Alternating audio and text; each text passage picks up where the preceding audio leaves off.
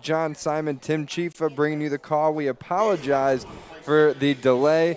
Missed about 4.5 minutes of the opening quarter here between McKinley and Sweet Home at All High Stadium in this Class A North Division matchup. 6-0 Panthers, excuse me. They scored a touchdown on their opening drive, a 21-yard catch and run from Jordan Theodore. Now we get a run from McKinley. It's a quarterback keeper. And able to run ahead with that one is Azari Undunde. And that gets the Max into the Sweet Home side of the field. And Tim, now we're settled in. The broadcast is up, and we're expecting a big back and forth matchup today between these two teams. Sweet Home looking to stay in the top portion of the Class A North Division. They're right on Grand Island's heels, and McKinley looking to stay in the thick of the playoff race as well. Yeah, McKinley coming in at 3-2, Sweet Home at 4-1. McKinley, quick turnaround, had a game Tuesday night at Star Point. Took a loss there, so trying to bounce back real quick. And right after this play, John, I'll go over the first drive real quick. And McKinley going to run it on this one. That one is Leonte Jones. And looks like it's not going to be much of a gain there. Sweet Home able to snuff that out quick. Yeah, so a great start for the Sweet Home offense. Started with the kick for McKinley going out of bounds, so great field position to start. Sweet Home going right up and down the field. A different, passing and throwing. They were able to toss a long pass up to number 5, Elijah Crawford, who kind of just jumped over the cornerbacks and got it. And then a shuffle pass to number 8, right? Jordan Theodore ran it in for about 15 yards. So 6-0, missed extra point. 2nd and 12 here from McKinley, and Adune able to get that one away. And he completes that one to number 11, Tress Kennedy. And we'll see where they spotted him. Looks like it's going to be about a yard short of the first, so it'll be 3rd and 1 for McKinley. Yeah, really nice athletic play by Adune, giving his receiver a chance, and a really, really great catch by Kennedy going up over the cornerbacks to go up and get it. So it'll be 3rd and 1 for the Max. Adune takes it. He's going to keep it himself. He gets his feet taken out from under him. We'll see if he got enough for the first. If not, definitely 4-down territory for the Max here, I would assume, Tim. Yeah, absolutely. And nope, they did get a first down. They gave him the first, so. Yeah, Adune is, very athletic quarterback, likes to make some things happen with his feet, likes to get outside of the pocket. I had a chance to watch him Tuesday night against Star Point. Very, very athletic, likes to throw on the run, and has a couple really good, big athletic receivers that if he gives those guys a chance to get under it, they will get it. They are some good, good athletes. Under 5 minutes to play in the opening quarter. McKinley playing from behind right now. Adune going to the end zone, and that one is intercepted. David Nettles there on the coverage for the Panthers, picks it off, and that gives the ball back to Sweet Home. They quickly thwart McKinley's opening drive. So that has been the Achilles heel for McKinley this year. I believe that's Adune's 7th interception, and especially when you're down close to the red zone, that just can't happen. That is crucial. So that's a pass he'd like to have back. I thought he had the receiver open, just had to get it to the back of the end zone where only his receiver could get it. Just undershot him a little bit. I think he'd probably like to have that one back. So good defensive stance by Sweet Home. Tough break by the McKinley offense. Let's see if the McKinley defense can turn around and get a stop here. We got a flag here. Now, Tim, if you're Sweet Home, they got a long way to go if they want to add to this 6-0 lead. Looks like they're at their own 3 or 4 to start this drive. And it looks like, what do we got, a sideline warning against McKinley? Yeah, I believe so, yeah. So, yeah, good point, John. I mean, they have to go about 98 yards here, so looks like they're in a power formation, trying to get some breathing room here. Yeah, this is the Big Bird formation. Has been used for years at Sweet Home, over a decade. They were using this when I was in middle school. Back when they won a couple state championships. Yeah. That's probably the main offense then, though. Yeah. 2 wings. And well, they'll do a lot this year. I mean, we were just at their game last weekend at home against North Tonawanda, and it was really a drubbing, a weird game. North Tonawanda held the ball the entire first quarter, scored as time expired, and then Sweet Home scored 33 straight points and won 33-6. So it was definitely interesting. I think it was the first time I've ever seen a team hold the ball the entire first quarter. Literally scored the last play of the quarter. And then it was like Sweet Home came to play the last, they're like, I forgot the first quarter, showed up for the final 3, and then kind of blew them away. Panthers coming into this game 4-1 on the season. Dunston dropping back on 2nd and 7, looking for Koloko, and he completes it. Now he's across the 40, now past midfield, and he's going to break away from the defense. Koloko going all the way to the end zone for a Sweet Home touchdown. Well, you said something about having to go a long way. A 90-plus yard score. Dunston to Koloko, his 2nd touchdown pass of the afternoon already. And Sweet Home pulling ahead here early, Tim. It's already 12-0 Panthers. Koloko, did you see his breakaway speed there? That is impressive. And that is a big guy, too. Yeah. He's not a small, speedy slot receiver. That's a big 6'1", 6'2" outside guy. Yes, he's listed as 6'1", 180. He looks bigger than that, too, because he looks really thick. But holy cow, did he break away? And how about that? Throw the ball 10 yards, you get a 98-yard touchdown to your stats there. That's a pretty nice play there. Mark, that is about a 92, 93-yard catch and run touchdown for Koloko. Panthers going to go for 2 here, looking to make up the missed extra point on their first touchdown. And did they get enough to cross the plane? No sign yet. Still debating. No good. And so they're just short. So Mckinley again stops the bleeding at just 6, but the Panthers striking fast. 2-score lead early, 3:49 to go in the first quarter. We'll take a quick break. Be right back for more action here on Western New York Athletics. When it's time to sell your home, start with a visit to howardhanna.com, ranked the #1 real estate site for sellers. A few clicks will show you the sales price you can expect for your home. We can get you the most money in the quickest amount of time because we know where the local buyers are and how to reach them. So if it's time to sell your home, visit howardhanna.com today, and we'll match you with a local Howard Hanna agent to sell your home fast. I love being home.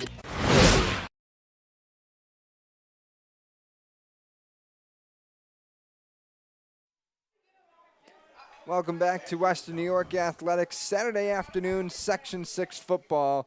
We're live at All High Stadium for our Class A North contest. Sweet Home visiting McKinley, and right now it's all Panthers. Tim Chifa with myself, John Simon. Tim, Panthers offense picking up right where they left off last week against North Tonawanda. 33-point win for them against the Lumberjacks, and here 2 quick touchdowns on 2 drives against the Macs. Yeah, they've been rolling. They took advantage of a mistake by McKinley. McKinley defensive backs let them get behind them, and they took advantage of it. Short kick here for Sweet Home, but McKinley having trouble fielding it. It looks like the Panthers might have jumped on it, and they did. Things just go from bad to worse for McKinley. They have trouble with the squib kick, and the Panthers offense going to get a great starting spot here, Tim, just inside the McKinley 40. Yeah, I think if we were at a basketball game, McKinley needs a timeout, John. I mean, this is getting away from them, and it's getting away from them quickly. They need to take a breath, relax, and this is a crucial stop for them. They go down 3 scores, it's going to be really, really tough to come back. So a huge defensive stance here for McKinley.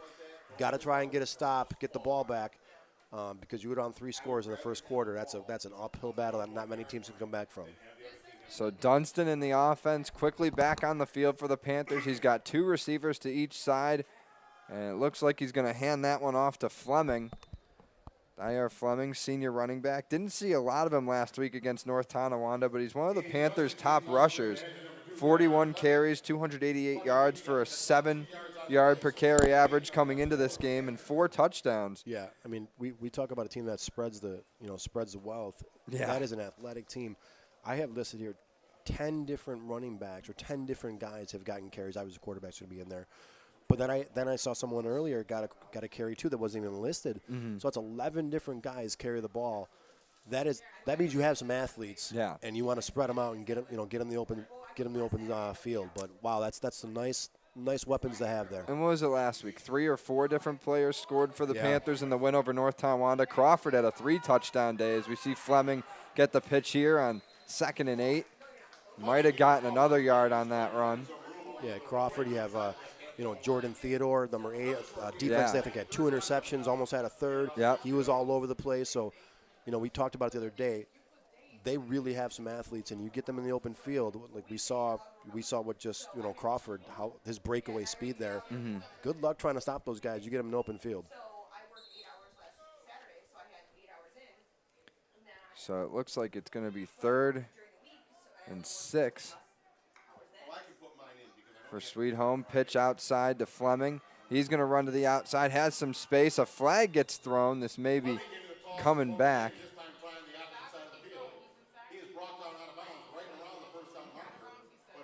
Yeah, we'll see if this gets brought back to him. There looked like Fleming was close to a first down.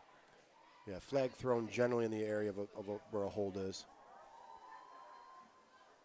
And that's going to be one of the keys for Sweet Home today, Tim. We were talking about it in pregame a little bit. You know, Sweet Home is the favored team here. They're tied for second place in the A North Division right now with a couple other teams. They're looking to stay at the top in this playoff race. But sometimes they play down to their competition. They got off to a slow start against North Tonawanda. They got blown out by Lockport 2 weeks ago, and after Thursday night against Grand Island, we're not really sure how good Lockport is. So for Sweet Home today, they can't play down to a team that they're favored against in McKinley. They got to show that they're the better team, use their athleticism, their advantage that they've got there, and just put this team away. Because they got to finish the season strong. They started last year 3-0 and then lost to Willis South and South Park and missed out on the playoffs completely. This year they started 3-0 again, had a little bit of a misstep against Lockport, but have looked great since then, beating NT and now having a great start against McKinley. There, though, a missed opportunity. Stephen Butler, the intended receiver, but Dunstan overshoots him. It'll bring up 4th down. Yeah, but you hit the nail on the head there, John. I mean, you can't look past anybody. I mean, to lose that bad to Lockport, very strange. I mean, it doesn't happen so much in high school. You know, in the college pro level, okay, any given Sunday. It doesn't really happen too much in high school. And to see not only just get beat by Lockport, get blown out. Yeah, 42-0. So, I mean, if that's not, coaching bulletin board material, don't look past anybody, play the game that's in front of you. I don't know what is. Bad snap on the punt, and going back to cover for Sweet Home is Matt Toro. And so that's a nice break for McKinley. First one really of the whole afternoon, Tim. Mac's going to get starting spot here at Sweet Home's 40 as the Panthers' punt attempt there went awry. Yeah, so got a nice break there because Butler was open on that overshot.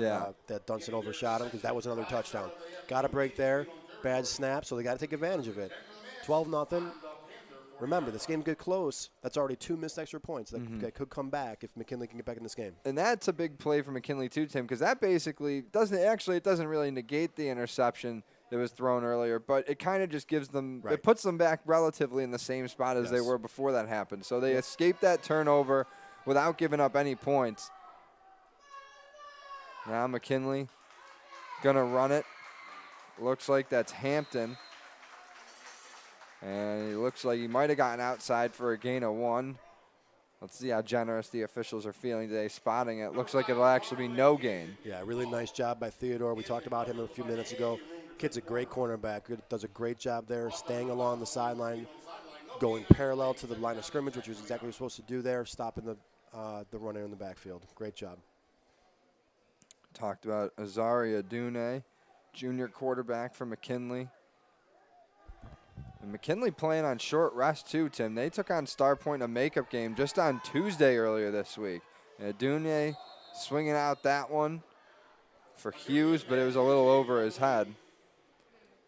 Yeah, they played Tuesday night against Star Point. They actually put in Braden Liggins a little bit in the second half at quarterback, try to change things up a little bit for the offense. Not sure if they're going to do that today. Let's wait and see if they're going to try that also. One guy you also got to watch in this McKinley offense is number 3, Tyrone Hughes, freshman running back for the Macs.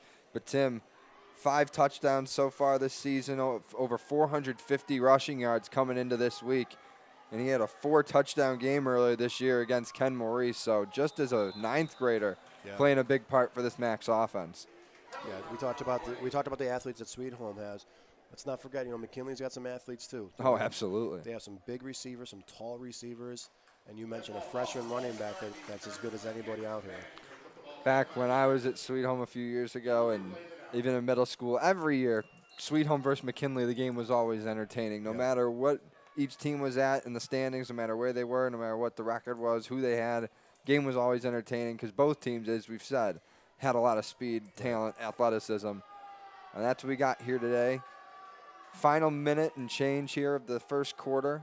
McKinley looking to cut down their 12-point deficit. Adunye escaping some pressure, gets the pass away. It's underthrown but caught And that time he connects with Hampton, and that'll move the sticks for the Macs. Yeah, that was one of your typical pass plays where the cornerback actually had really good coverage, so the underthrow was actually an advantage. The receiver is able to come back and get it. You see that a lot. So an underthrown ball, but a receiver did a great job adjusting to it. Cornerback couldn't get to it quick enough, so a great job by number 5 for McKinley, Marion Hampton. Final minute. Bad snap. Adunye can't handle it, and he's going to just fall on it. And that's, the step backwards that you don't want to take if you're the McKinley offense. You get something positive, big first down. Now you're only probably going to get one more play in before the quarter ends, Tim. Right, and this might come down to who's going to make the least mistakes. You already see a couple penalties on by both teams. You saw a fumbled punt by Sweet Home, a fumbled snap, and then an interception also by McKinley. So this could come down to who makes the least amount of mistakes, who can come up with the win here. Adunye getting the call from the sideline. Just 10 ticks left here in the first quarter. McKinley going to have to get a play off. They do. Adunye going to take it himself. Escapes one tackler. Now gets past another 2. Gets to the outside and is tripped up out of bounds. Nice job there by Nate Moody to stop the run. Might have gone for 6. But that'll bring us to the end of the first quarter. Through 12 minutes here at All High, it's a 12-0 lead for Sweet Home. We'll take a quick break and be right back for more here on Western New York Athletics. When it's time to sell your home, start with a visit to howardhanna.com, ranked the #1 real estate site for sellers. A few clicks will show you the sales price you can expect for your home. We can get you the most money in the quickest amount of time because we know where the local buyers are and how to reach them. So if it's time to sell your home, visit howardhanna.com today, and we'll match you with a local Howard Hanna agent to sell your home fast. I love being home.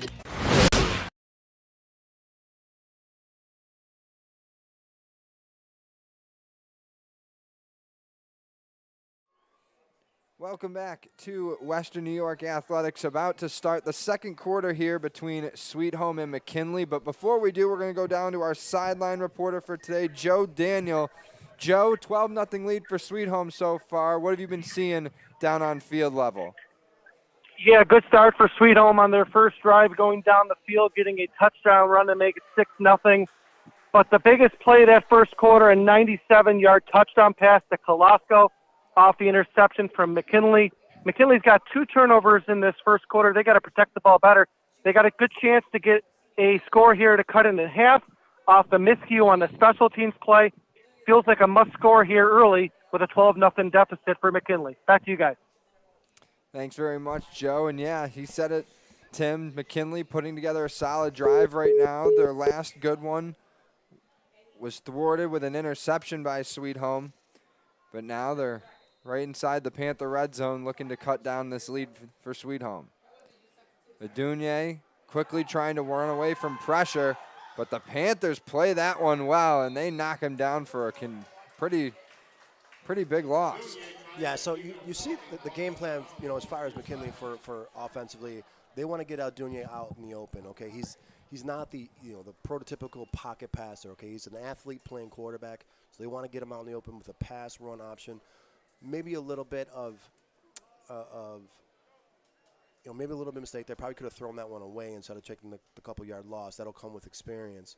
But you see what they want to do. Adunye is, as he's checking out of the game right now, John. It looks like they're bringing in number 10 at quarterback right now, Brandon Liggins. Yeah, he might have landed a little awkwardly on the sideline of Adunye when he was knocked out of bounds on that run. So for now, McKinley going with a different look.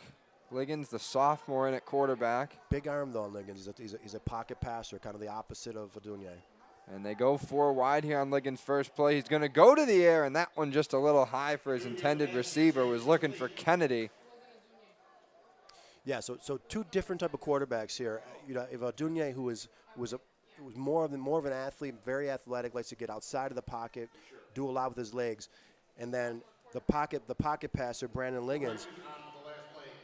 He is more of a pocket passer. He's got a big arm, likes to throw it downfield a lot. He's played a lot of the second half against Star Point, threw the ball downfield quite a bit. He's got a big arm, especially for a sophomore. So that'll bring up 3rd and 13 for McKinley. And is Adunye back in there? He is not. No, look. No, so it looks. Look for number 21 here. Big receiver on the end. They like to try to get it up as a jump ball for him. Liggins has 3 receivers to his left. He's going to go to Hampton. Hampton with some space to run, but he's brought down. Jared Harris, the junior linebacker for Sweet Home, in on the tackle.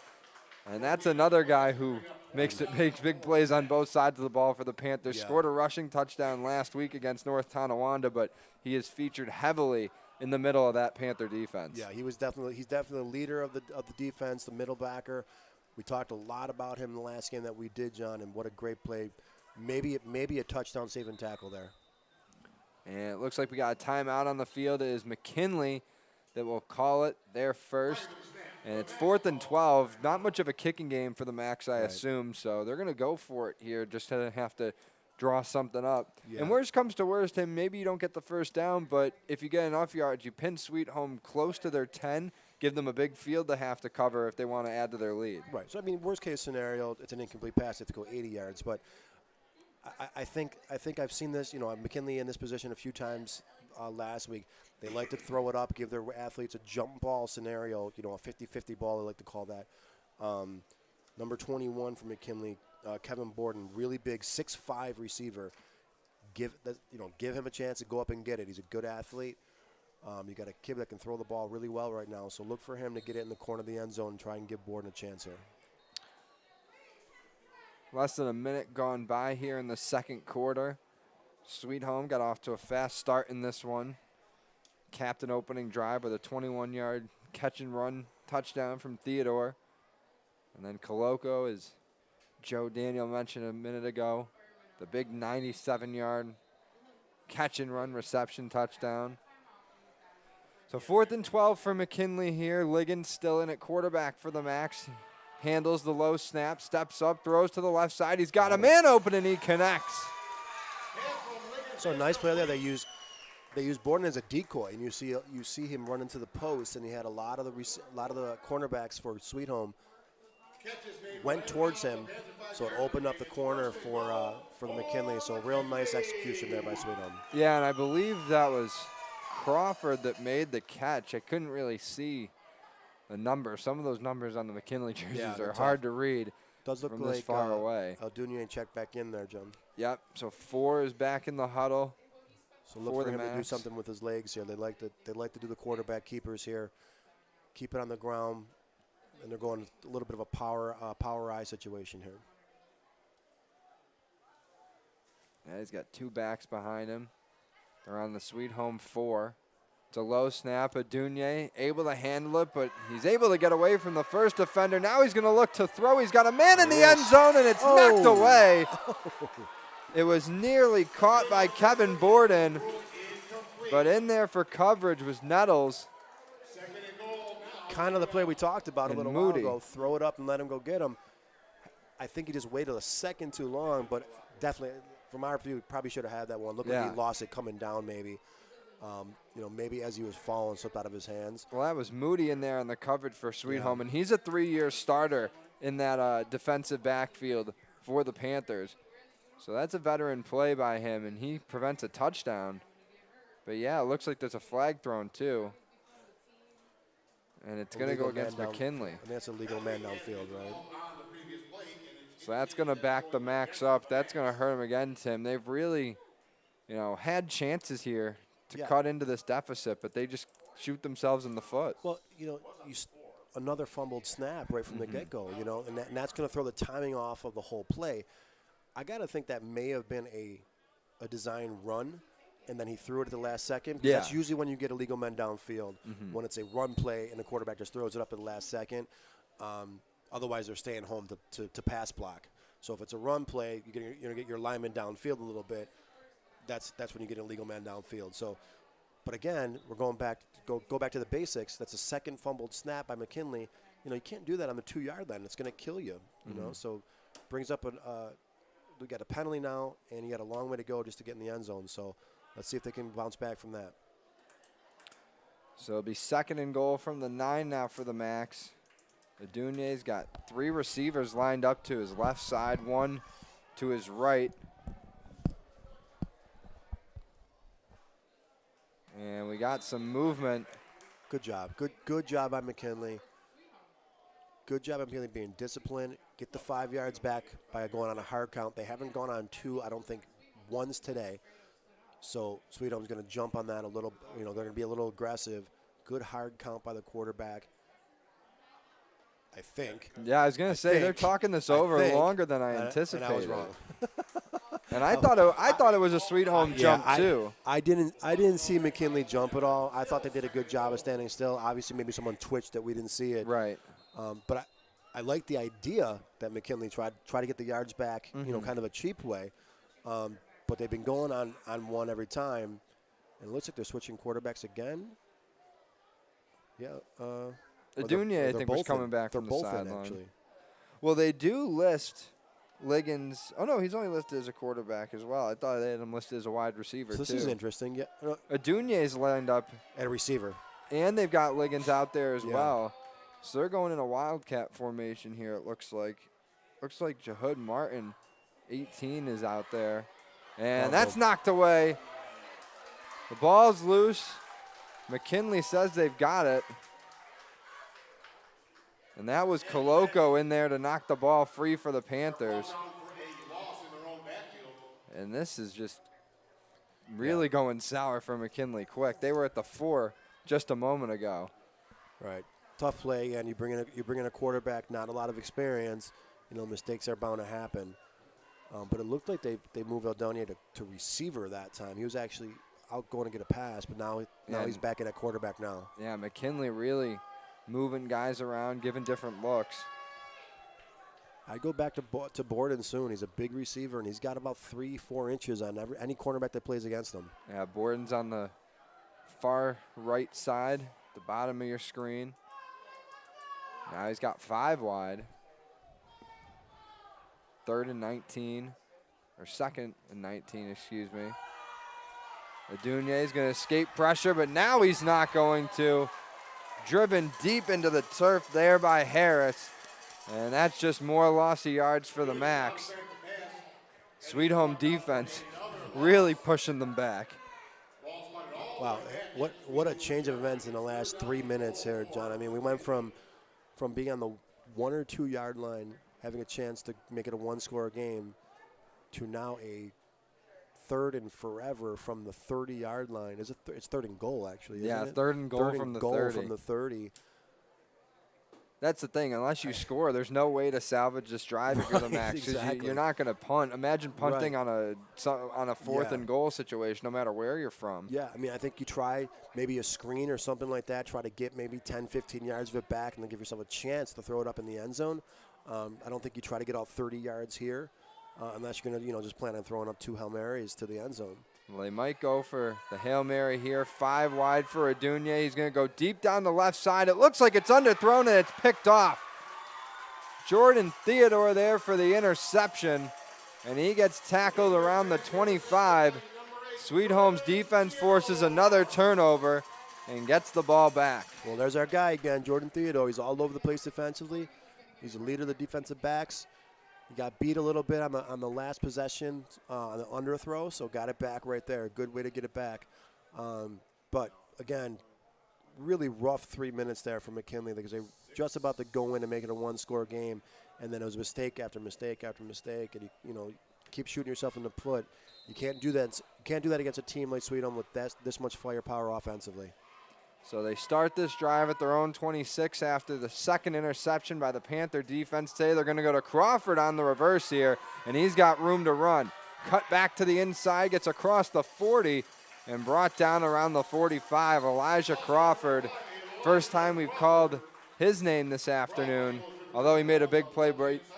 First play of the game, they went to Crawford. Yeah. We just hadn't started the broadcast yet, but he had a big week last week against the Lumberjacks, Tim. 3 touchdowns in that homecoming weekend win for the Panthers. Yeah, there is a flag, John. Looks like it is going to come back, unfortunately. And that was a problem for him last week, too. He could have had a 4th touchdown in that game that was wiped out by a penalty. He had a couple big runs or a big catch. And that's something that we already talked about for Sweet Home is they can't get into the business of taking flags. Yeah, and something else to look at, John. It looks like Jared Harris, number 7, the leader of the defense, getting looked at by the trainer on a sideline close to us. Hopefully he's okay. But again, another example of the athletes that Sweet Home have, spreading it out. So many options they have. Yes, they got a penalty there, but, just a really explosive offensive team. Under 7 minutes till halftime in this one. Again, they go on a reverse this time. I believe that was Crawford, actually, again, that got that carry. Yeah, it was. Short gain. Actually, they mark him as a loss of 2. It looked like he got 4, but it's going to be a loss. No, they gave him 2. Two, There was a okay. penalty. Right, my mistake. So he picks up about 2 or 3 on that one. Sweet Home going to take their time with this one. Mckinley is set to receive the kickoff at the start of the 3rd quarter, but Sweet Home taking their time with this possession. They could certainly get another score and take a 3-touchdown lead into halftime. Crawford again, he loses the ball though. We'll see if he was able to fall back on it. It looks like Sweet Home saved the possession. So this will bring up 3rd and long. Yeah, see, the defensive coach for McKinley, I believe, is Shaq Dudley, the former O'Hara coach. See him, calling an aggressive game. I think he wants the linebackers to get some pressure on the offense from Sweet Home. And he is causing some havoc, but just got to be careful of the big play. That's, 2 big plays so far in this game on the first drive before we went on the air, and obviously then the 97-yard pass that got behind the corners. 3rd and 15 for the Panthers. Dunston 4 wide, sees pressure right away, dumps it off to Theodore. He's got room to run up the middle, but not enough for a first. Gets tackled just outside the 30. And we'll see what the Panthers do here, Tim. I assume they're going to punt. They're not in 4-down territory, but they might trust their offense enough to get 6 yards or so here that they need to keep the drive going. It looks like they are. I mean, unless their quarterback's also their punter, but that is some faith in their defense, too. They do have Tadawanasi Tigre as their kicker. Broken up. That was their 4th down play. Well, you got to give some credit to McKinley. The last 2 drives, they were able to stop them. Really aggressive there by the offense for Sweet Home, going for it on their own 30-yard line. I mean, that's putting a lot of faith in your defense. Be able to hold McKinley. But let's give McKinley some credit here. The last 2 drives, able to get 3 and outs or 4 and outs in that possession. But a good job. Let's see if they can get back in this game before halftime. And that's the faith in the defense, though, kind of deserved for what they've done so far. A couple relatively goal line stands, couple forced turnovers. Played well last week against North Tonawanda, shut them out over the final 3 quarters. Really, the Sweet Home defense has played well this season, aside from that drubbing against Lockport. Yeah, right, which is it's still really weird to see on paper because their offense is so good. To see them get shut out by Lockport is just very surprising. But let's see if McKinley can get back in this game. They were really close to scoring on the last drive before the mistakes started piling up. Just a score check from Hamburg, St. Francis leading Erie, PA, 14-0. That one also on Western New York Athletics YouTube, but we got a good one here. 2 Western New York teams. Support both of them. Yep. Stay tuned on our game. That one a short run for Adunier. It'll bring about 2nd and 7. Yeah, another good run by Adunier. But again, another snap they had to pick up off the ground. That's going to come back to haunt them if they, if they're not, cleaning that up a little bit. That's about the 3rd snap that it's rolled to the quarterback. That can't keep happening. Stops the clock for McKinley, too. Right now they could use all the time that they get. Adunier takes the snap, looks to throw. Lets one go deep down the left side, but nobody there. And I'm not sure if that was miscommunication or a misrun route. Yeah, but there was nobody near that ball. Right, it looked like there was some miscommunication between Adunier and number 21 there, Borden, who's his main receiver. And you got a penalty against McKinley here, too, so Sweet Home's going to take that. So I think the last 5 or 6 plays from McKinley, I think we probably have negative 35 yards or so, offensively. It's about what it seems like for the last 5-6 plays for McKinley. But on the last play, it looked like they wanted to go to Borden. Well, Aldunia wanted to go to Borden deep, and Borden stopped his route at the chain. So some miscommunication there. And this is going to be some extra yards on the penalty too, Tim, since it's a spot foul on the hold. So McKinley looking at about a 2nd and 20. Maybe 2nd and 21. Dunier, 3 receivers to his right. He's going to look to throw over the middle, and that one is intercepted again. Jordan Theodore, his 2nd pick of the quarter, 2nd pick in as many drives. Yeah. 3rd turnover forced by the Panther defense, and this McKinley offense continues to struggle, Tim. Yeah, great job by Theodore again, reading the quarterback's eyes, jumping in front of it. We talked a little bit earlier about the Achilles heel for McKinley has been the interceptions. I think that's 8 on the season now.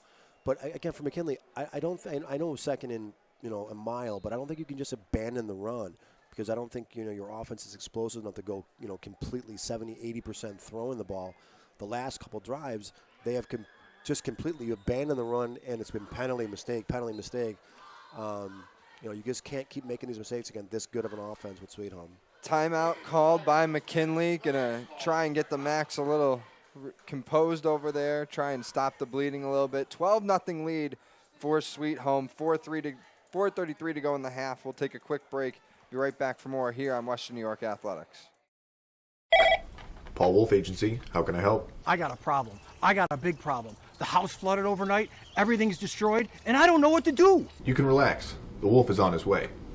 What's the damage? It's bad. As opposed to good? It's 20 minutes away. I'll be there in 10.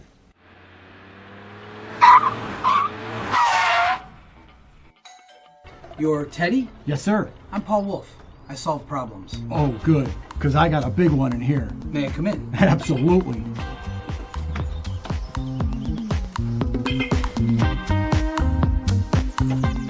Mr. Wolf, can I get you a cup of coffee?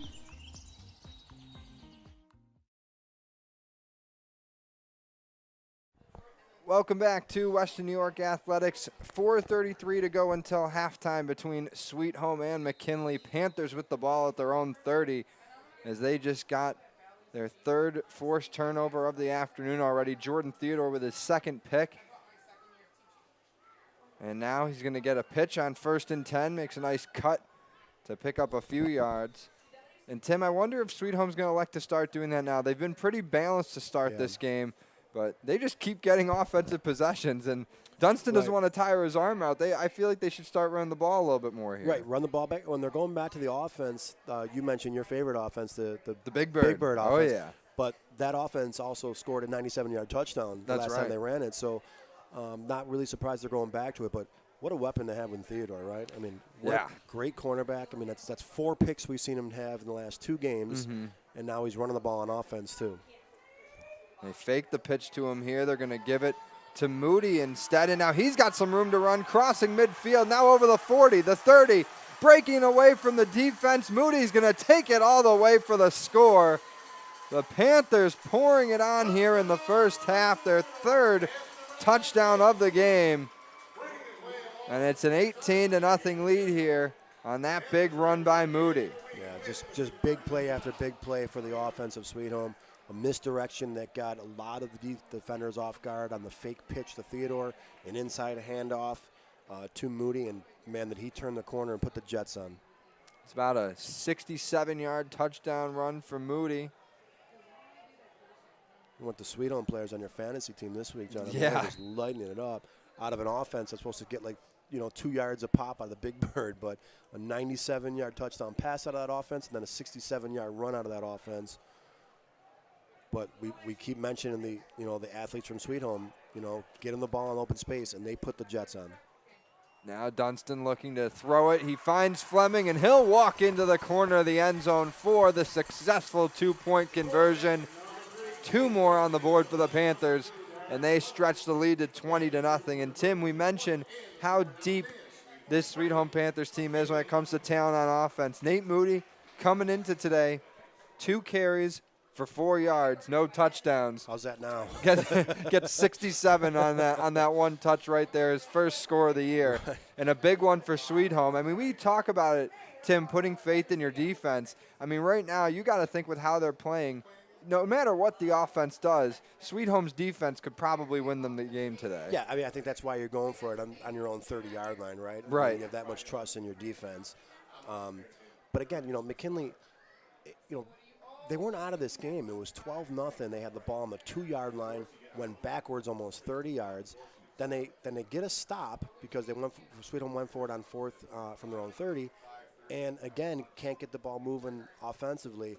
So it's tough because Sweet Home's offense is so powerful and so electric that every little mistake is emphasized. So the fumbled snaps, the timing, the penalties.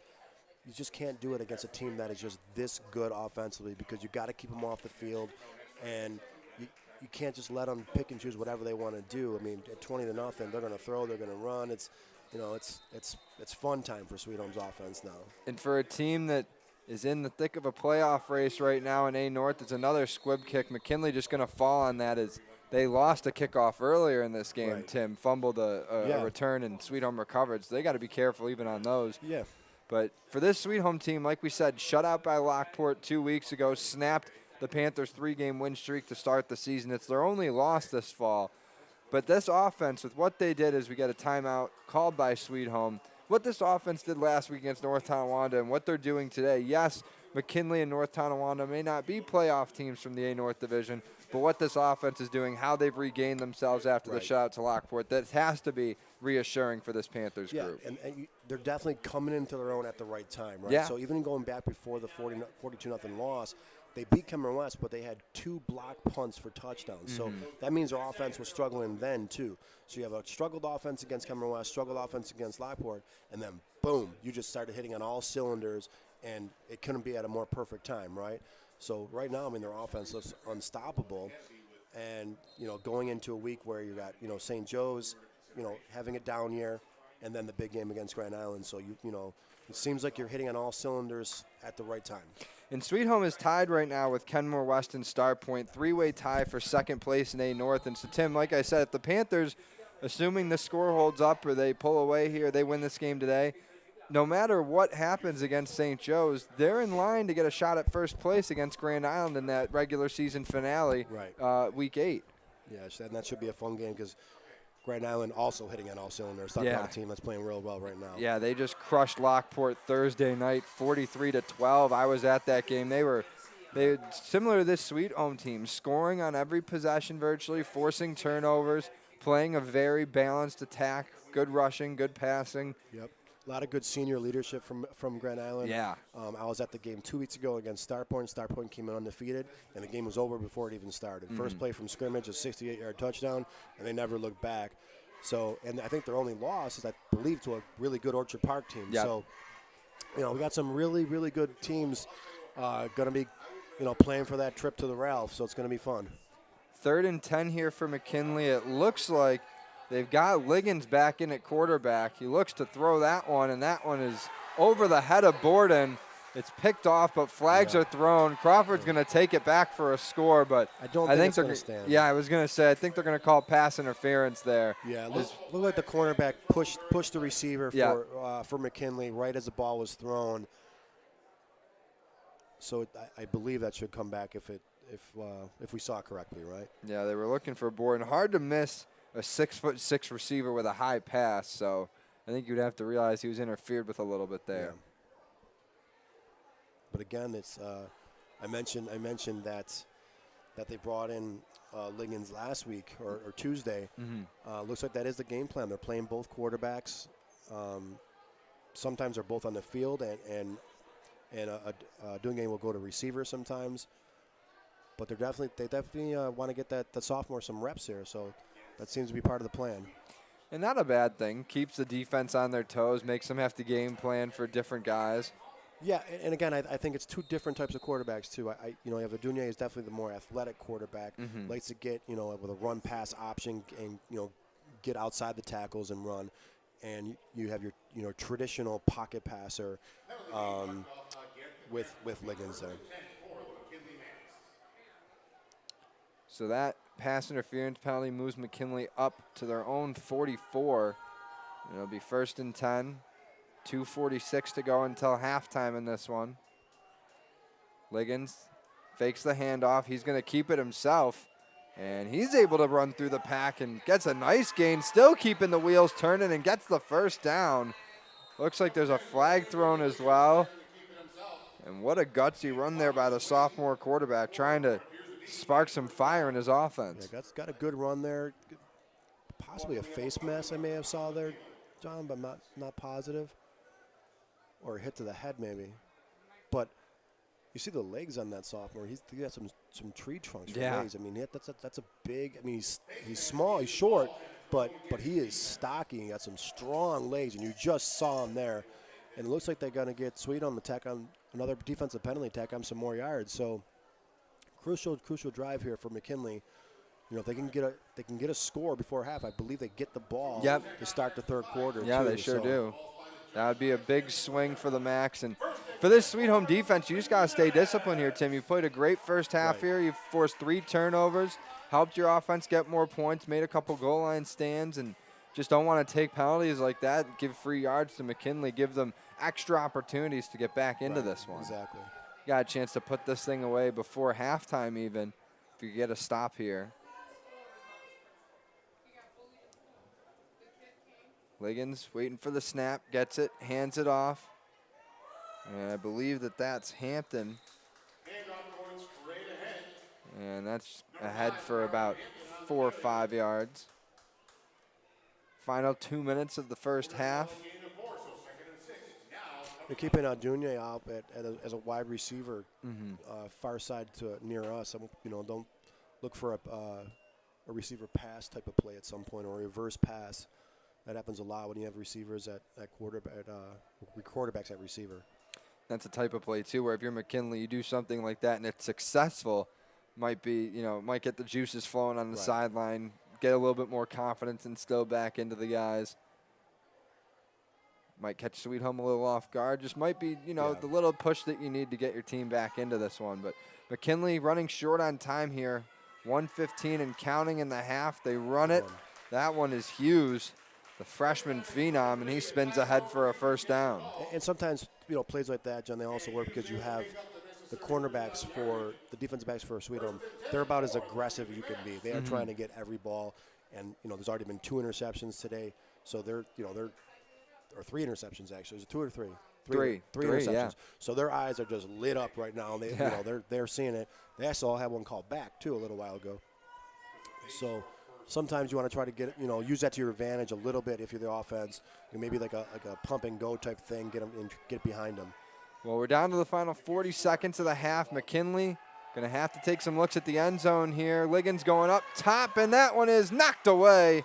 In there on coverage for Sweet Home was Brandon Whitehead. And number 10 in white able to knock that pass away. That prevents possibly a big touchdown for the Macs. Yeah, a little bit underthrown ball. Actually, Abdunier kind of became a defender a little bit right there. Yeah, had to knock it away from the DB. Had to knock it away. But it seems like there's maybe a little desperation now in McKinley. I mean, there's a few balls just throwing up there and kind of praying a little bit. Maybe abandoning their offense, maybe a little too soon in my opinion. Every time they get down to this yard line where it's 30 to 20 yard line, they just keep throwing up in the end zone and hoping, I don't mind that once in a while. You can't do it 3-4 times in a row. It's just gonna be bad after a while. Looks like we got a penalty call here. And it's against McKinley for a legal substitution, and that's just another bad mistake to take here in the late stages of the half. Chance to get some points on the boards, and they just keep taking unnecessary steps backwards. And it's only the first half, and yes, it's a 3-score game, but there's plenty of time left. You don't need to act like your hair's on fire here, Tim. Right. But in the last few minutes, I'm surprised with how kind of nonchalant and not in a rush the McKinley offense has been to try and get close to the end zone, because they don't have a big passing attack. Right. So they got to move the ball down the field with runs and short passes. They're not going to hit you with one big strike. Yeah, absolutely. And like you said, you got to limit the mistakes. There's just way too many right now. Liggins going 5 wide here. He's able to escape the pressure and get it away. That's Rashawn Cook on the catch. And clock going to continue to run. I don't think it started on time, really. Yeah, and I don't know why they stopped the clock. So now the referees are blowing the whistle. Yeah, I think the ref is checking his watch now, so they're probably going to fix the clock. Yeah, it's There should be around 13, 14 seconds left, I'm thinking. yeah, that's what Francis has it at. Some 13, confusion yeah. up here in the box. So the officials will work that out. But again, McKinley still in an area, Tim. They're at the 22 of Sweet Home, 21. But another area, John, I know the clock wasn't working, but maybe McKinley should have known and called a timeout, though. Yeah. You know, if the clock was normal, Yeah. you would have thought they would call timeout. I don't think they've used one this half. I don't remember them using one. If they did, it's only one. Right. They definitely haven't used all 3 timeouts. Right, exactly. So a lot of confusion just on the McKinley offense, McKinley sideline also. They've got 2 left. So, yeah, they could. I'm surprised they haven't used it on this drive so far. But 5 wide again for Liggins. Looks to the right side, throws it away, and that one's going to be incomplete. Hit the ground before Adunye was able to scoop it up. That'll bring up 4th down. And they don't need a touchdown on this play, Tim. They could get a quick first, get out of bounds, or call a timeout, stop the clock, and get 1 or 2 plays in. But it just looks like they're kind of mailing this in and just waiting to get to halftime and going to try and mount their comeback from there. Yeah, just a little bit of confusion. Doesn't seem overly organized right now. Yeah. You know, they get their heads back in it, calm down a little bit. I know it's a sophomore quarterback, a different quarterback, but, you know, little things, you know, come back to get you, and, you know, you got to be smarter out here. Liggins dropping back, 4th and 2. Now he's got some room to run, and he will take it, but he's tripped up. Harris with the tackle. That stops the clock at 2.5, but we talked about Jared Harris and how many plays he makes for that Sweet Home defense. That might have saved a touchdown. Yeah, sure. If not, right down to about the 5-yard line, he would have got to at least. But Harris, you know, and he was getting injury, looked at for an injury earlier too. So it looks like he's okay. Looks like they did give him the first down.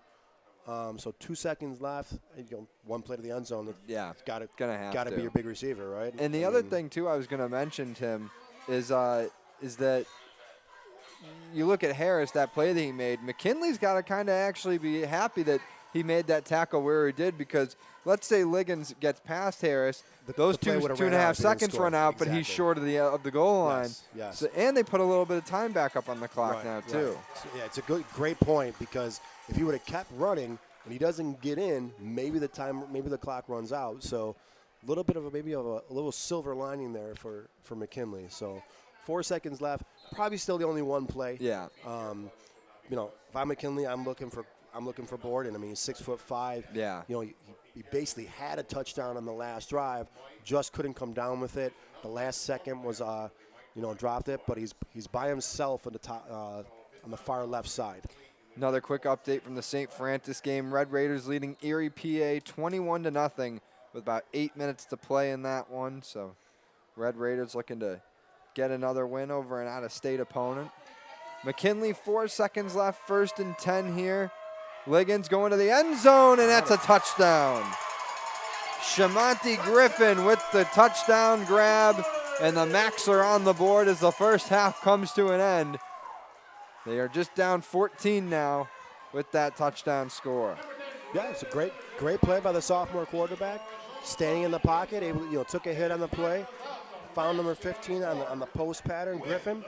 Got to give him some credit. A little bit of chaos, but they maybe got a little silver lining by getting tackled, which is a weird thing to say.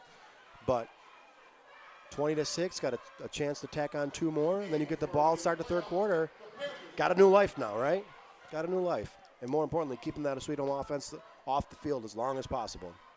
So Shamonte Griffin, the junior receiver, able to get McKinley on the board. And I think Sweet Home called a timeout here, Tim. Going to talk over their defensive strategy to prevent McKinley from getting an extra 2 here. Want to keep their lead at 14. Yeah. And you see that, maybe sparked a little life in the McKinley, too. You see the McKinley sidelines, finally jumping around, getting into it. You hear the crowd getting into it a little now.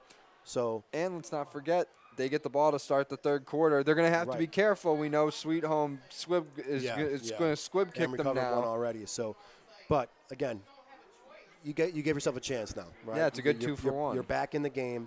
You're back in the game. If you can get a score on that first drive, it's basically a brand-new ball game then. Yeah. And we'll see if they can end this half on a really high note, getting an extra 2 on this conversion attempt.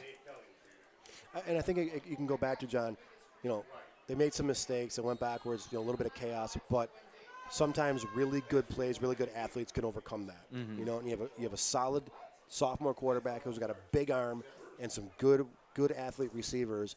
You know, and they were able to overcome a little bit of the chaos that they had the last couple drives. It looks like they've got Adunye back in there at quarterback for the 2-point conversion. He pitches it out to Hampton. Hampton trying to get to the goal line. He reaches it. Flag down on the field as well. But if Hampton got in, I assume McKinley will just take the points.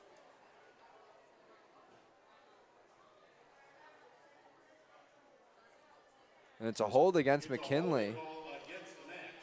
They must have got one of the receivers on there. And it's declined, so they must have ruled Hampton short. Yeah. So they don't get the 2-point conversion, but McKinley does get points on the board as the half expires. 20-6, Sweet Home on top here at the midway break. We'll take a little bit of a break as well, get some messages in from our friends and sponsors, but stay tuned. We'll be back for the second half between Sweet Home and McKinley here on Western New York Athletics.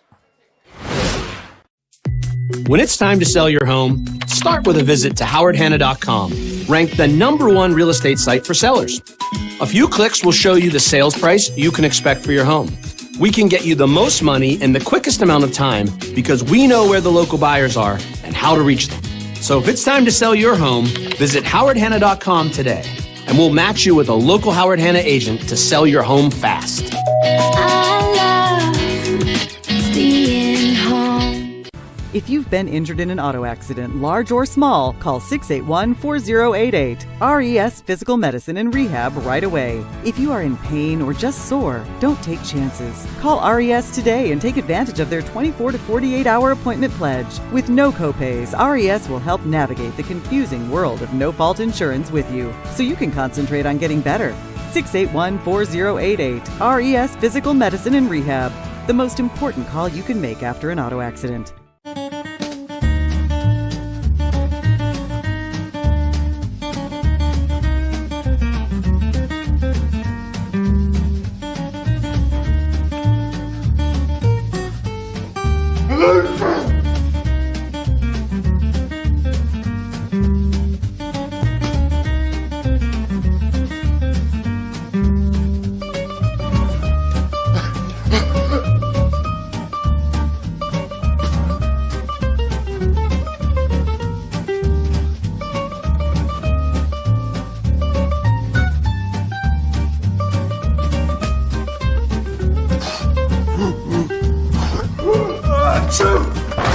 Avoiding care can lead to worse problems. Don't delay care. We're here for you. Western New York Immediate Care provides quick, quality care for non-emergent injuries and illnesses. Go to WNYimmediatecare.com for more information. 300 Level Media is a locally owned and operated, multi-purpose media company right here in Western New York. You'll find us everywhere, covering the Bills, Sabres, Buttes, Bisons, Big Four basketball, local college sports, and much more. Our staff offers a variety of media services, from video production, live event coverage, audio broadcasts, professional voiceovers, camera operation, and videography. Visit www.300levelmedia.com or give us a call at 716-427-2600. This is 300 Level Media. Does he do car? Forget about it. How about home? Forget about it. Does he get good rates? Forget about it. And you're saying there's no problem too big for this guy? Forget about it.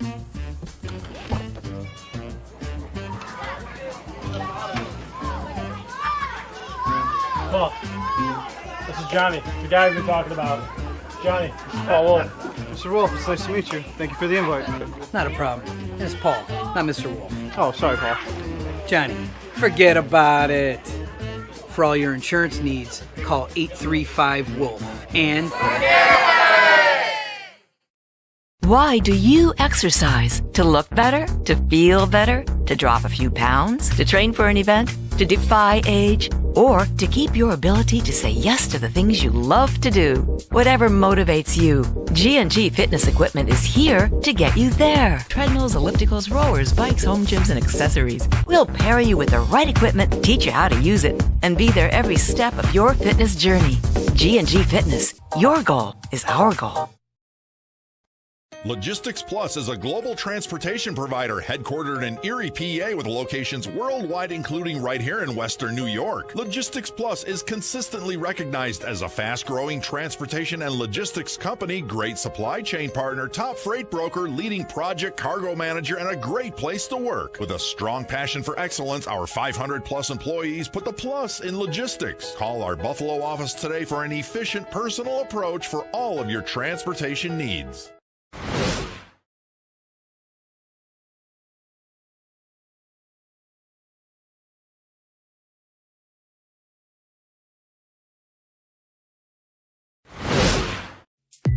When it's time to sell your home, start with a visit to howardhanna.com, ranked the #1 real estate site for sellers. A few clicks will show you the sales price you can expect for your home. We can get you the most money in the quickest amount of time because we know where the local buyers are and how to reach them. So if it's time to sell your home, visit howardhanna.com today, and we'll match you with a local Howard Hanna agent to sell your home fast.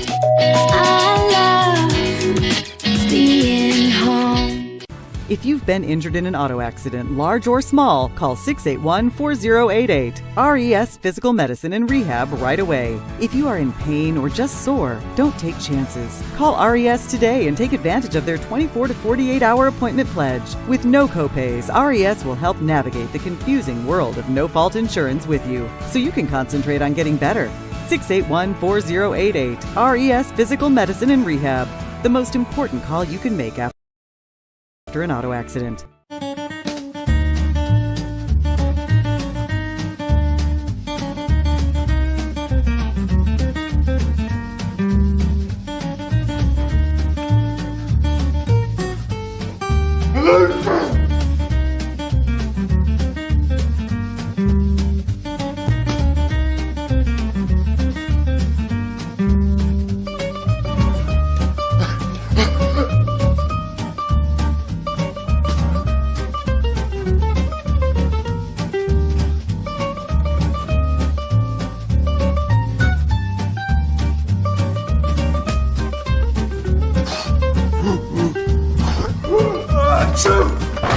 Avoiding care can lead to worse problems.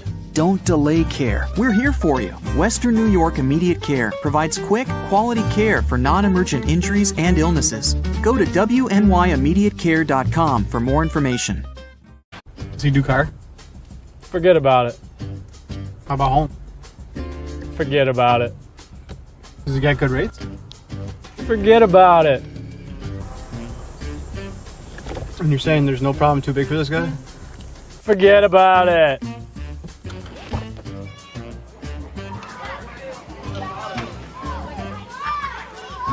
Paul, this is Johnny, the guy we've been talking about. Johnny, this is Paul Wolf. Mr. Wolf, it's nice to meet you. Thank you for the invite. Not a problem. It's Paul, not Mr. Wolf. Oh, sorry, Paul.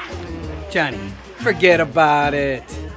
For all your insurance needs, call 835-WOLF and... Why do you exercise? To look better? To feel better? To drop a few pounds? To train for an event? To defy age? Or to keep your ability to say yes to the things you love to do? Whatever motivates you, G&G Fitness Equipment is here to get you there. Treadmills, ellipticals, rowers, bikes, home gyms, and accessories. We'll pair you with the right equipment, teach you how to use it, and be there every step of your fitness journey. G&G Fitness. Your goal is our goal. When it's time to sell your home, start with a visit to howardhanna.com, ranked the #1 real estate site for sellers. A few clicks will show you the sales price you can expect for your home. We can get you the most money in the quickest amount of time because we know where the local buyers are and how to reach them. So if it's time to sell your home, visit howardhanna.com today, and we'll match you with a local Howard Hanna agent to sell your home fast.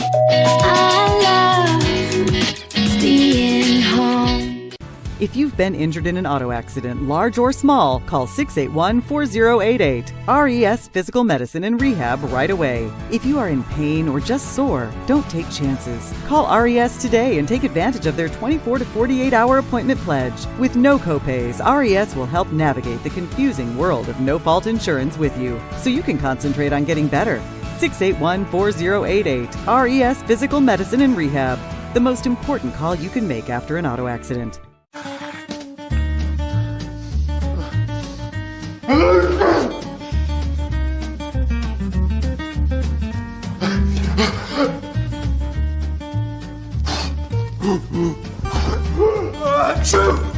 Avoiding care can lead to worse problems. Don't delay care. We're here for you. Western New York Immediate Care provides quick, quality care for non-emergent injuries and illnesses. Go to wnyImmediatecare.com for more information.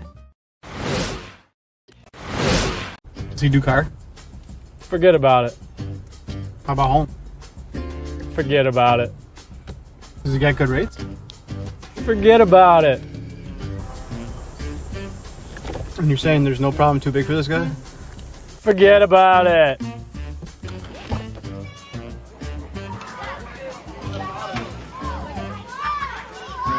Paul, this is Johnny, the guy we've been talking about. Johnny, this is Paul Wolf. Mr. Wolf, it's nice to meet you. Thank you for the invite. Not a problem. It's Paul, not Mr. Wolf. Oh, sorry, Paul. Johnny, forget about it. For all your insurance needs, call 835-WOLF and...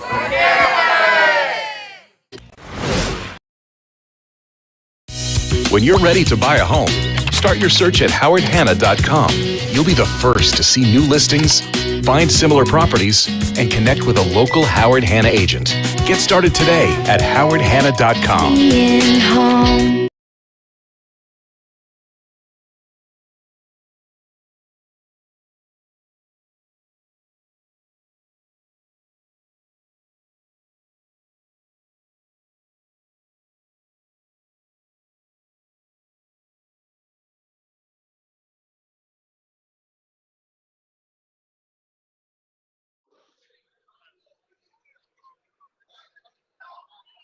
All right, welcome back to All High Stadium here for McKinley and Sweet Home. 20-6 is the halftime score. McKinley's had a tough offensive first half with 4 turnovers, 3 interceptions, and the fumble that they had. But they finally get on the board late here with 2 seconds to go in the first half. A 15-yard touchdown pass from Liggins. It's 20-6, and McKinley really needed that.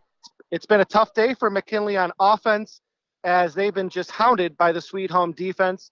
Sweet Home getting a 70-yard touchdown run from Moody to make it a 18-0 lead. So McKinley will get the ball to start the second half. They trail 20-6 in at half. And then just an injury update here for Sweet Home. Klein here, number 8 for them. I'm sorry, number 7, just a little wrapped ice on his arm. He should be good to go. So both in this first half, it's been all Sweet Home here on the defensive and offensive line. Offensively, they're just opening up so many lanes. They're keeping it simple, and they've really forced McKinley here to throw the ball, and Sweet Home's taken full advantage of it and really made life hard on McKinley. So 20-6, it's a great day out here. The rain cleared, it's cloudy, it's warm, but it should be a good second half. If I was Sweet Home, just keep the ball on the ground and use that clock with a 2-score lead and the turnovers they've already forced. Back up to you guys.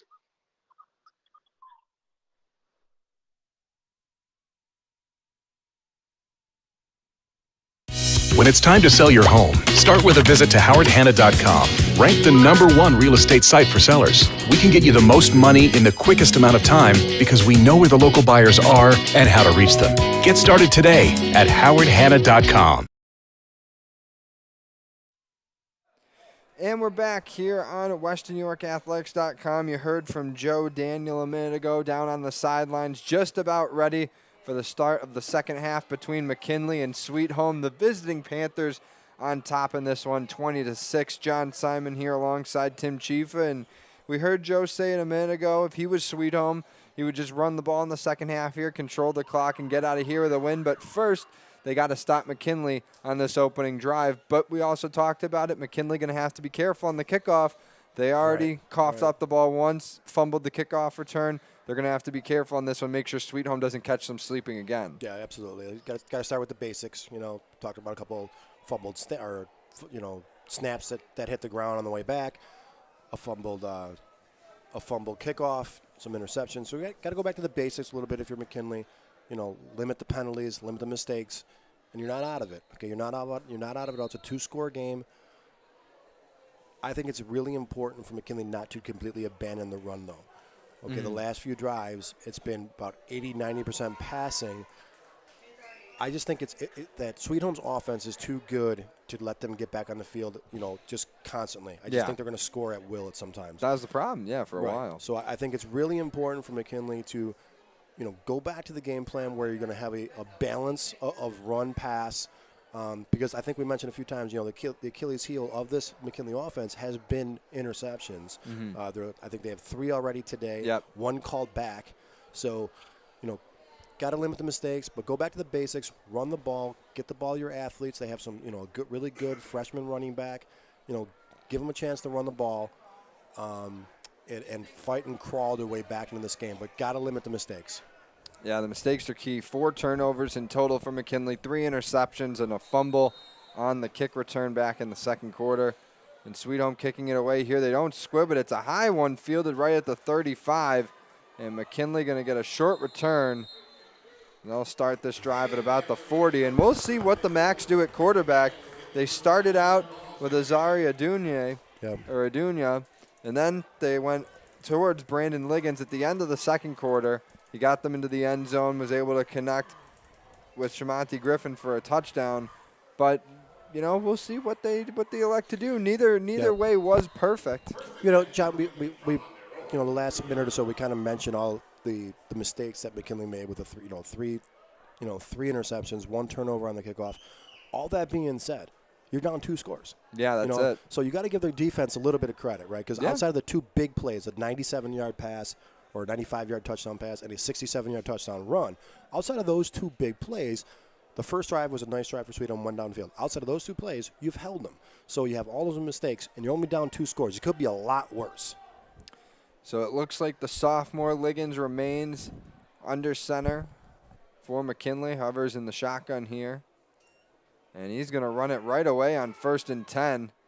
No hesitation, but only about a yard on that carry. And this will be a big first drive for the Macs. Big first possession for the Sweet Home defense, too. Looking to bounce back after giving up a touchdown at the end of the second quarter. Yeah, so quarterback would like to keep it there.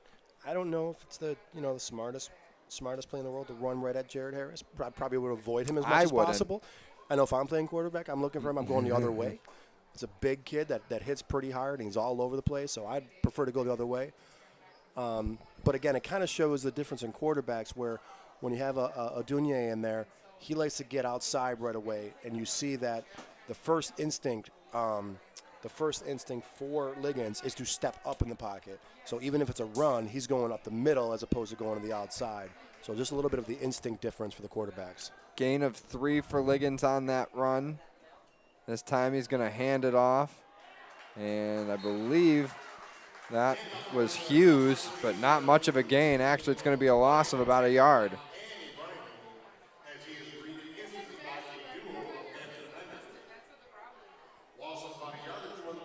And for some reason, the stadium clock is stopped, but ours continues to run. It's 3rd and about 9 here for McKinley. And last thing you want if you're the Macs, Tim, is to go 3 and out on the opening drive of this half. Right, exactly. I mean, even if you don't get the first down, you want to at least get some positive yards, get 5 or 6 yards, give you a chance at a punt to pin them back. But you're right, because the worst thing about doing that is that offense goes back on the field, and, good luck. And they're going to burn one of their early timeouts, or one of their timeouts, I should say, early here.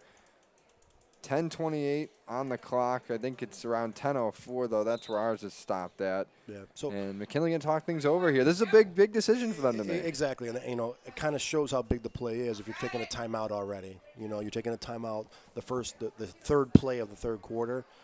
I think McKinley knows how crucial this drive is for them. because it really could go one way or the other. You keep this drive going and you're able to get a score, it's a brand new ball game. However, you go 3 and out and Sweet Home offense comes out and scores. Yeah. You know, you're starting to get into insurmountable comeback territory. I don't want to say it's over. I would never say that. But right. You're getting real close. You know, you're getting real close. And just thinking of it, too, not even just a matter of points. You just don't want to give Sweet Home the ball back this quickly. Exactly.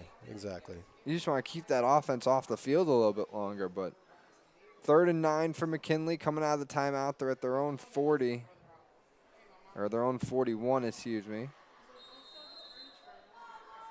A little less than 2 minutes gone by here in the second half. Liggins got 3 receivers to his right, 4 actually, and now we get a flag thrown.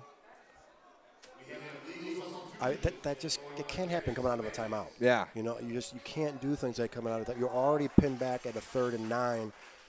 You call a timeout and you have an illegal substitution. That is just chaos that has to be cleaned up. You know, that really can't happen. Those are mental mistakes that you can get away with against teams that, you know, aren't as talented as you. But when you're playing someone that has equal or more athletic talent than you can't make mistakes like that. So that makes it a 3rd and 14 now for McKinley. Liggins still with trio of receivers to his right side. He's going to look there, and that one is intercepted. Brandon Whitehead picks it off, going down the left sideline and tackled right around the 30. Goes into McKinley territory. They pick off the Max for a 4th time. There is a flag on the play, John. I think it's on the run back, so I don't think the interception, that won't matter as far as the interception is concerned, but it might be some move the ball back a little bit for Sweet Home, but that just gives their offense a little more room. 4th interception of the day for the Panthers. And for Whitehead, that's his first today. And like you said, penalty being assessed, so the Panthers going to back up a little bit, but they'll certainly take it if it means they get the ball again as well. Looks like they'll be at about the 40. And this would be Sweet Home's best starting spot after a turnover. They're going to be right at midfield. Still the best spot after a turnover, Tim. Yeah, but again, you had 3rd and 9. You got a 5-yard penalty, so you're kind of putting it in a position where your only chance is to try a deep pass. You know, Sweet Home defenders know that. They're really good and they get their 4th interception. And here's your offense again. They haven't stopped it, so might as well keep doing it. And Sweet Home in the Big Bird formation. We'll see if they continue to keep the ball on the ground. Moody, though, bursting out of the middle, and he's going to break away for the touchdown. 1 play, 6 more points on the board. And the Panthers back in full control of this one if they weren't already, Tim. Yeah, again, just misdirection by Sweet Home was really confusing the defense for McKinley. And again, speed. We keep talking about it. Now you have Moody breaking through the middle and no one able to catch him. Really impressed with the Sweet Home offense, John. I mean, they are very explosive. You know, running a offense from 1961 basically, and they can't be stopped right now. But when they get in the open space, there's no one catching these guys. Moody had 2 carries for 4 yards on the season coming into today. Now he's got 2 rushing scores, one from 67 yards out, that one from 50. Panthers looking to get another 2 on the board here. Dunston takes the snap, sees pressure, gets rid of it, but that one way overthrown. Looking for Coloco there, but the lead is back to 20 for the Panthers, 26-6. They're on top of McKinley. We'll take a quick break and be right back for more action here on Western New York Athletics. Paul Wolf Agency, how can I help? I got a problem. I got a big problem. The house flooded overnight, everything's destroyed, and I don't know what to do. You can relax. The wolf is on his way. What's the damage? It's bad. As opposed to good? It's 20 minutes away. I'll be there in 10.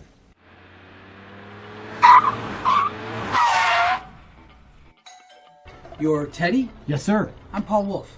I solve problems. Oh, good, because I got a big one in here. May I come in? Absolutely.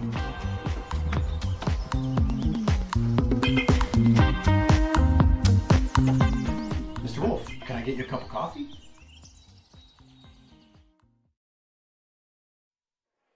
Back here at All High Stadium, Saturday afternoon, high school football, Sweet Home and McKinley in this Class A North Division matchup. The Panthers right now on the road and in full control of this one.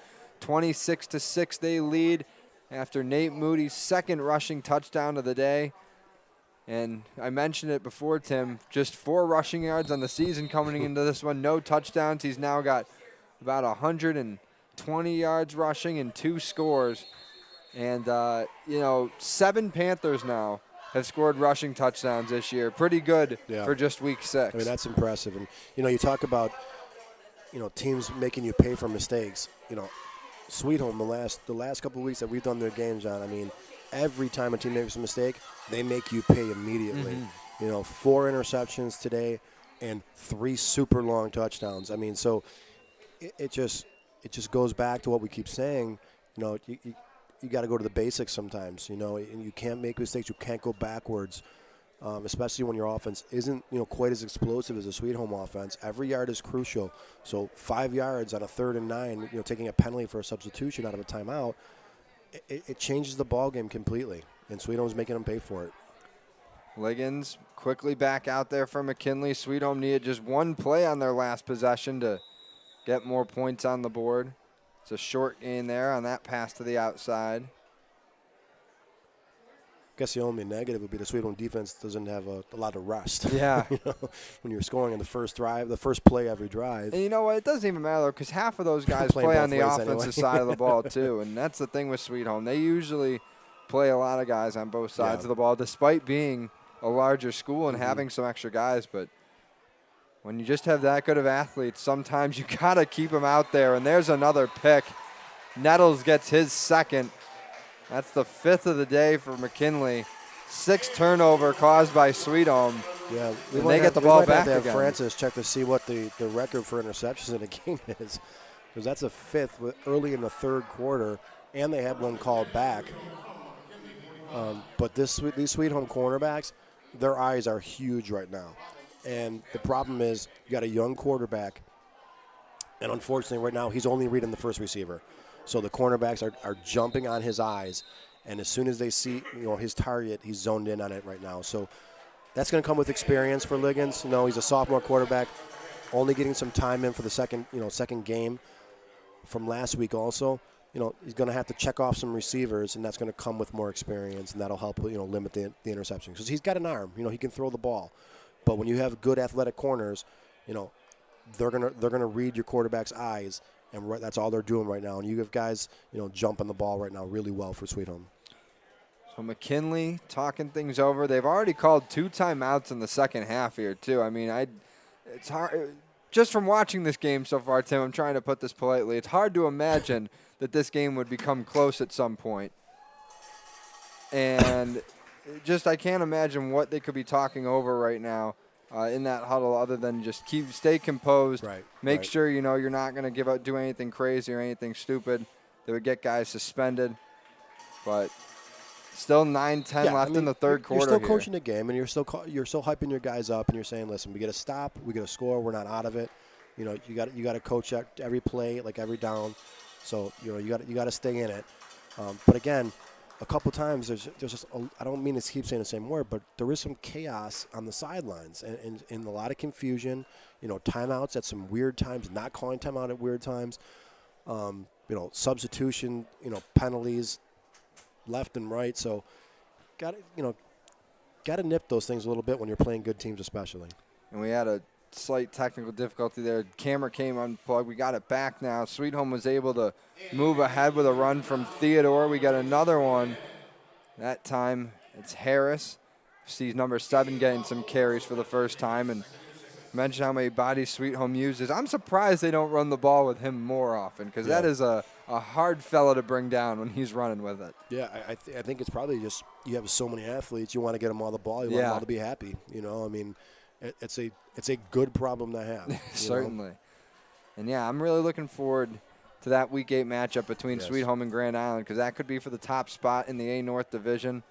Sweet Home currently tied with Kenmore West and Star Point. All 3 of those teams 3-1 in the league. And there, Dunstan connects with Coloco, and he walks in for another touchdown, his second receiving score of the afternoon. Dunston gets his third passing score, and the Panthers just pouring it on here. 32-6 midway through the third quarter. Yeah, John, we keep talking, you know, how electric this Sweet Home run game is. Dunston's has 3 touchdowns now and maybe 200-something yards. And we'd even, you know, what does he have, 5 completions maybe with 3 touchdowns? That's pretty impressive. So that was about a 25-yard passing touchdown from Dunston to Coloco. Extra point attempt is low. I don't even want to say it was blocked. It was just a low kick. So it's no good. But Sweet Home up 32-6. We'll take a quick break. More action coming up. Stay tuned here on Western New York Athletics. When you're ready to buy a home, start with a visit to howardhanna.com. You can find new listings before they appear anywhere else and refine your search for immediate notifications of similar properties. Plus, get pre-qualified to make your offers stronger and connect with a local Howard Hanna agent who knows your area and how to close the deal. So when you're ready to buy, visit howardhanna.com and find your home fast. I love being home.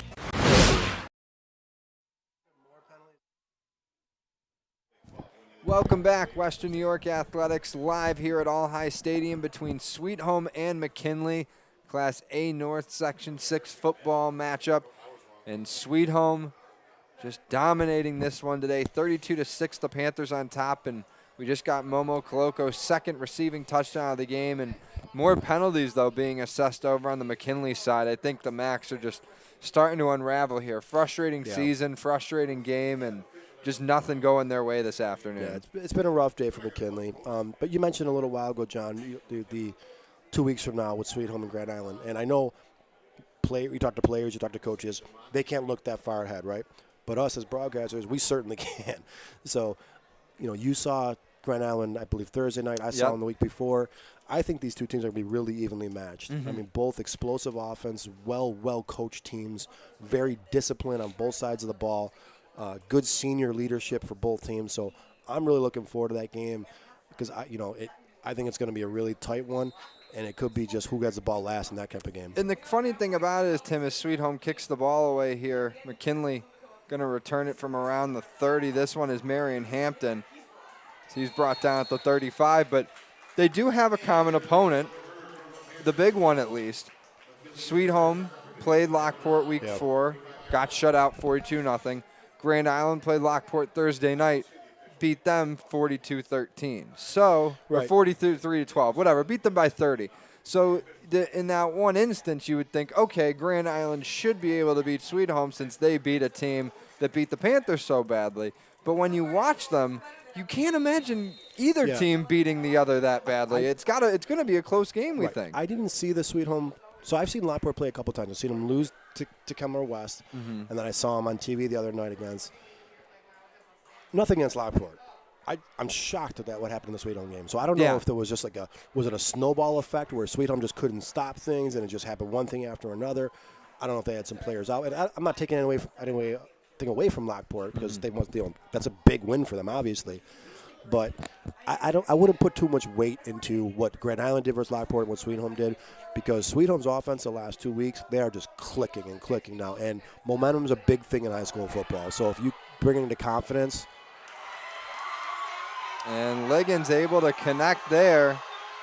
That one is Cook, and he's able to get down to the 35. The passing game finding some life from McKinley. Yeah, so what I'm saying, if you bring in the confidence that you're having for the last 2 games, I hate to say it, but I really don't see it slowing down too much against St. Joe's. They're having a down year. I don't think that's anything crazy to say. So I think you're going to see a Sweet Home team putting a big loss behind them and going, probably 4 wins in a row going into that game, and a Grand Island team that put their loss behind them and 5 wins in front of them. So it's going to be, I think, a really exciting game. Yeah, Sweet Home's got St. Joe's at home next Friday night, Friday the 15th, and that should be an exciting game. I mean, you said St. Joe's down year, but you don't get very often late in the regular season Catholic school or private school versus public school matchups. And, so that should be an exciting game Friday night under the lights at Sweet Home, and non-league game for the Panthers. So while it's still a game they'll get up for, obviously, you want to win each one, but it doesn't affect their playoff status. Right. So they might be playing with a little less pressure on their shoulders. But, yeah, if they could take it to St. Joe's and be on a 3-game win streak going into the Grand Island game in Week 8, that would be fantastic. Yeah, because you definitely want to keep the momentum going into such a big game. I mean, and they did a great job last week of putting that loss in the past. We talked about will there be a little bit of a hangover for Sweet Home coming off a loss. The game against NT, they other than the first quarter, so maybe the hangover was there a little bit. Yeah. Because the first quarter they weren't great, but then the last 3 they were really impressive. Liggins looking to go up top again. That one intended for Adunye, and he made the catch inside the 10. Liggins hooks up with Adunye, quarterback to kind of a quarterback, also a receiver.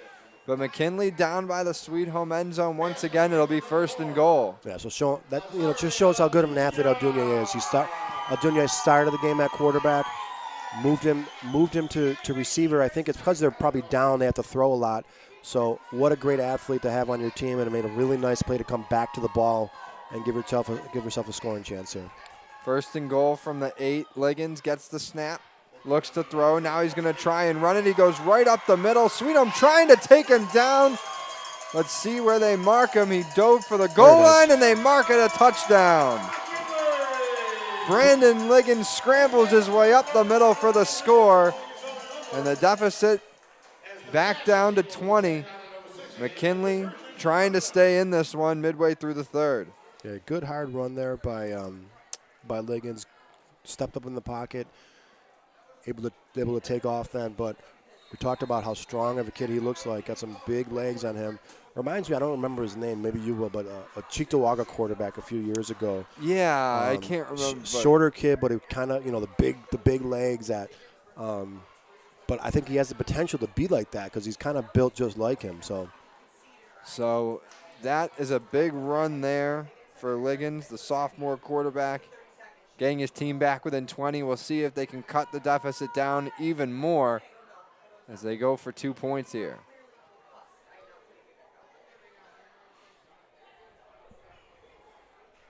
And it looks like Adunye is going to look to throw. He gets the pass away, but it's a little high and it's knocked down. So that'll do it for Mckinley. 32-12, Sweet Home on top. We're going to check back down on the sideline with Joe Daniel for a moment. Joe, what do you got for us?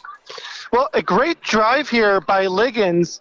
Makes 2 great throws. Good job by the receivers going up and getting the ball, getting that big touchdown. But let's talk about Kolosko. That's why I want to get your guys' attention. He had 7 catches for 75 yards going into this game. His 2 touchdowns, guys, went over for $122, almost doubling his output for the season with a 93-yard touchdown catch and the 29-yard touchdown pass catch. Kolosko having a great game with 2 touchdowns. As it's 32-12, back up to you guys. Thanks, Joe. Yeah, Momo Koloko having a great game for Sweet Home offense. Getting it from a ton of guys. Koloko, 2 touchdowns. Nate Moody, a couple of rushing scores. Nice catch and run for Theodore at the beginning of the game, too, on a little bit of a shovel pass. He took that 21 yards. I mean, you look at the Sweet Home offense today. We're talking about them even though Mckinley just scored, but big plays from them, Tim. It's not, necessarily long drives and then they finish them with a 1 or 2 yard run at the goal line. It's other than the first one. Right, other than the first one. We weren't on the air. But, you've got 67 yards from Moody, 97-yard run or touchdown pass from Koloko, 50-yard run from Moody. I mean, these guys are hitting you with big, big plays, from far out of the end zone. Yeah, and it goes to the breakaway speed that they have. Koloko's 95-yard touchdown, that was only like about a 10, 15-yard pass in the air. And that one, a short kick by Mckinley. Sweet Home had trouble recovering it. It looks like the Macs got it. So don't look now, but we might have a game, folks. The Mckinley offense going to get a chance to come back out on the field here after recovering that kickoff. And Sweet Home back on their heels a little bit now. Best way to keep Sweet Home from scoring is keep their offense off the field. That's right. Got to give them some credit there. But as I was saying, what I was impressed with most was Koloko's speed that I didn't realize that he had. He was a big kid, big target. They listed, listed at 6'1", 200. He even looks a little bigger than that. But his breakaway speed, he was breaking away from cornerbacks who are generally the fastest guys on the field. I mean, he was fast. So that is a really impressive athlete out there. So 6:01 to play here in the third quarter. It's a marathon today here at All High. Almost 2 hours already gone by in this game. And we got more whistles as there's a flag against McKinley. Delay a game on the max. And that's just another error that McKinley just can't afford to take. Yeah, I mean, that's got to be their 6th, 7th 5-yard penalty. Yeah, I mean, it's a lot. And it's a lot, and it's just costing their offense yard after yard after yard. And now we got another flag thrown by the McKinley sideline. Now the official's going to talk this one over. And it looks like we got unsportsmanlike against Sweet Home. So there must have been something set on the field, Tim, for that flag to be thrown on the far side against Sweet Home. And we move right back. Actually, it's going to help McKinley a little bit. Yeah, it's a 15-yarder. So that'll give him a free first down. I mean, and that's something that's really going to hurt the Sweet Home coaches. That is not something, you've been disciplined all game where the other team really hasn't been. You got a 32-12 lead. You just lost a kick, an onside kick. Last thing you want to do is give them, a free 15 yards. So that's going to get under the coach's skin for sure. So they got to nip that right now. Well, that was a point they made before with the Sweet Home team. They just get in their own heads, and it's the mental stuff where they start to make mistakes and they lose games. And here we see a nice run for Liggins as he gets hit hard, but goes out of bounds and picks up about 10. Sweet Home's playing down to McKinley's level right now. Like you said, they're taking unsportsmanlike penalties. They're fumbling kickoffs like McKinley did in the first half. They're playing down to their level. They're not closing out this game like they would hope to here in the second half. And you see the sophomore quarterback, he's getting some confidence. Yeah. He's starting to feel a little more comfortable.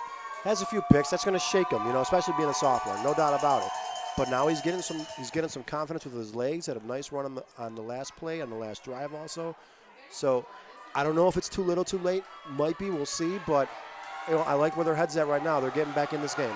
Liggins gets a defender to bite on the pump fake. Now he'll look to run it, and he picks up a good chunk of yards on the left side there. Yeah, that's going to be a play that when Liggins watches this on film, he's going to see he had a receiver wide open in the end zone, wasn't able to get him. He was literally by himself. So, again, I know it's tough. Easy to say from here for sure. The game's really fast for him, especially being a sophomore. But those are little things that are come with experience. Got to keep your head upfield a lot as a quarterback because when plays are crashing down on you, sometimes the receivers break open. Picked up 7 on that one, so 2nd and 3 for the Max. Under 5 minutes to go now. Here in the third quarter, Liggins got 5 receivers wide, 3 to his left. He's going to look to throw to the right side, though. It's over the middle, and Adunia makes the catch. Now tries to get around the defense, still on the sideline, and now he goes out of bounds. A nice catch again by Adunia. He's had a few here in the quarter now, and that gets them inside the 10 and another first down. Goal situation coming up for McKinley. I like Adunia at wideout. He's got some good hands, runs a good route there, cutting across the middle, and able to grab it out of the air, use his hands to catch it, not his body, which is really important, especially going across the middle, and able to get positive yards. And again, good job by the sophomore quarterback, stepping up in the pocket, throwing the ball with confidence there. First and goal from the 7. They're going to hand it off to Hampton. He hits a hole. Flags are on the field. He reaches the goal line. Looks like they're going to mark him at the 1, but like we said, flags have been thrown. We'll see how that affects the play.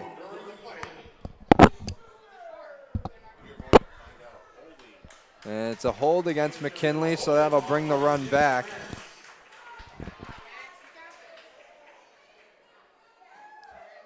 And that'll help the Sweet Home defense a little bit, give the Panthers some breathing room.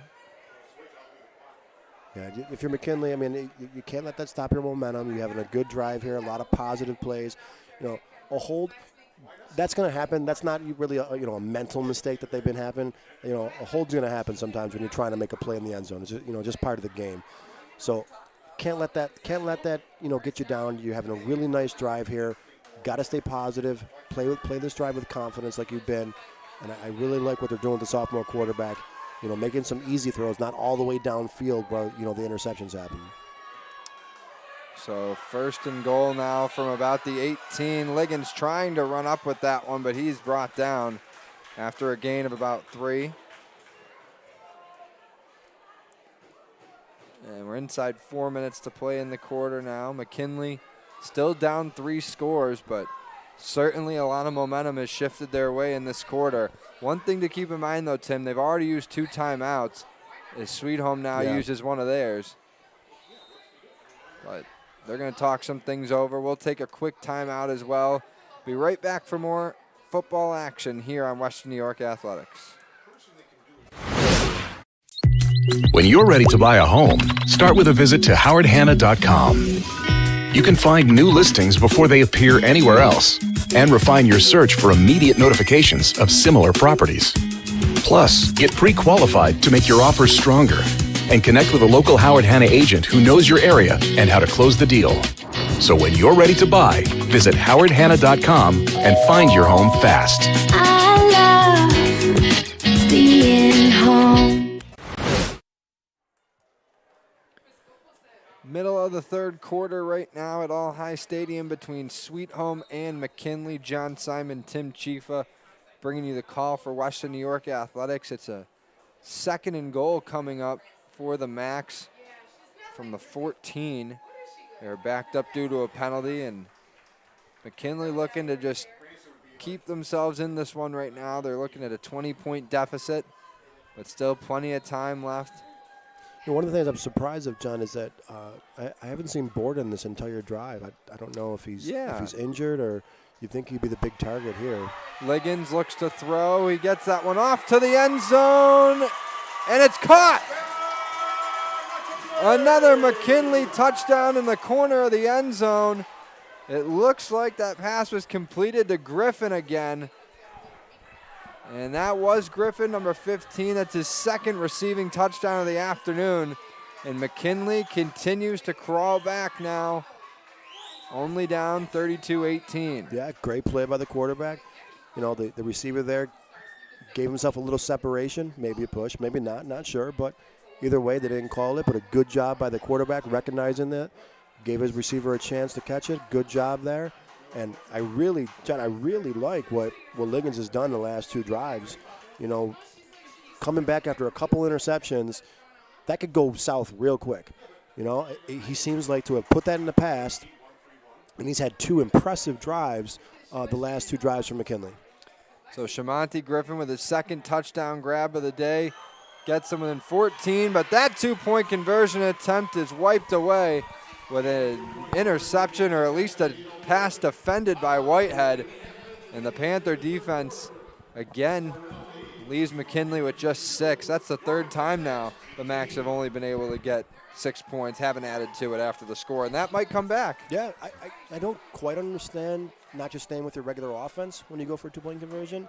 I mean, you've scored the last 2 times you've been down there. Obviously what you're doing is working. They go back to their original offense, which they struggled with, and they haven't been able to get the 2-point conversion yet. So let's see. Another onside kick here? What do you think? I mean, it worked for them the last time, and Sweet Home starting to show signs of unraveling a little bit, and they're going to have to really get themselves composed here and get things back together for this final 15 and a half minutes of regulation. Because with the way McKinley's playing, Tim, we could be a 1-possession game or even a tie game before the 4th quarter.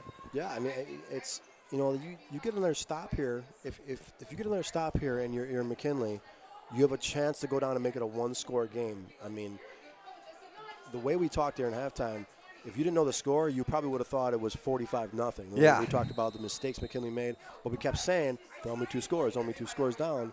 Trying it again. And again, it touches Sweet Home. We'll see if the Macs got it. The sideline makes it seem like they do.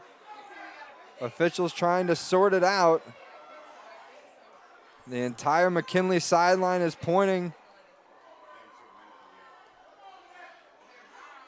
They're still trying to figure out who's got the ball. No signal yet. Looks like Sweet Home's ball. And the McKinley crowd would certainly be disappointed if they don't get this one. They are on the edge of their seats waiting for this call to be made. You got 80% of the officiating crew over there trying to figure this out. They're really, really keeping us waiting here a long time. Haven't pointed either way yet. Oh, well, and they're going to call it Sweet Home ball. So the Panthers catch a bit of a break, it seems, because everyone in the building thought that that was McKinley possession. But this, I was going to say, this is the key for the Panthers right now, Tim. They just needed to get their offense on the field. Absolutely. I mean, McKinley scored 2 straight touchdowns there. Sweet Home's offense hasn't been on the field in about 5 minutes now of game time, so they want to get them back out there and just get a nice possession in. Obviously, get a 3-score lead back. But if I'm Sweet Home right now, I want to take this possession even into the 4th quarter. Yeah. Well, unless you're going to score in the first play again. Right, they've done that a couple times as well. Theodore going to get the pitch on 1st and 10, and he runs right through the middle after making a nice cut. Pushes the pack up past the 35, and that'll be a Sweet Home first down. You know, we're talking a lot about the athletes for Sweet Home, and deservingly so. But when you're running the ball this well, you got to give that O-line some credit too. Yes. And they are winning in the trenches. Otherwise, none of their athletes are, can get that open space. So you got to give their offensive line some credit. And I watched on that play particular, the entire offensive line for Sweet Home push back the McKinley defensive line. So that's really impressive. And they're not going to get their names in the paper a lot. But when you have that many rushing yards, that many rushing touchdowns, that's just as much on the offensive line as it is the running back. Talk about the big bodies up front for Sweet Home. That time they give the ball to a big body. Jared Harris goes up the middle for about 5. Actually, they mark it as only 4, so it'll be 2nd and 6. Dunston getting his call from the sideline as he comes back to the huddle. And like I said, a minute gone by on this drive already. Sweet Home certainly taking their time now with their possessions. And if you're McKinley, you got to put your foot in the ground. You got to get a stop somehow. Some way or another, you got to get a stop. They faked that one to Theodore. I believe that was Moody that they handed it to. I think that's the play that he scored on from the 50 earlier. It's a fake sweep and then the inside handoff. Better job at McKinley not being fooled on the sweep there. So 3rd and 1, big play here. Obviously 4-down territory, so you have 2 downs to get 1 yard. But anything you can do to keep them out of the end zone. And we get an official timeout on the field.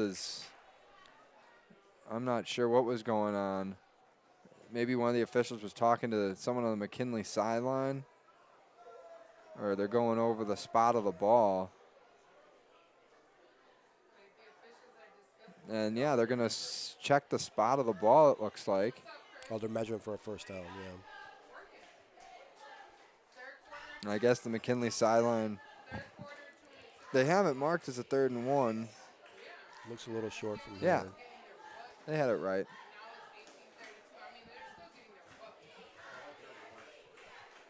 So it'll be 3rd and 1.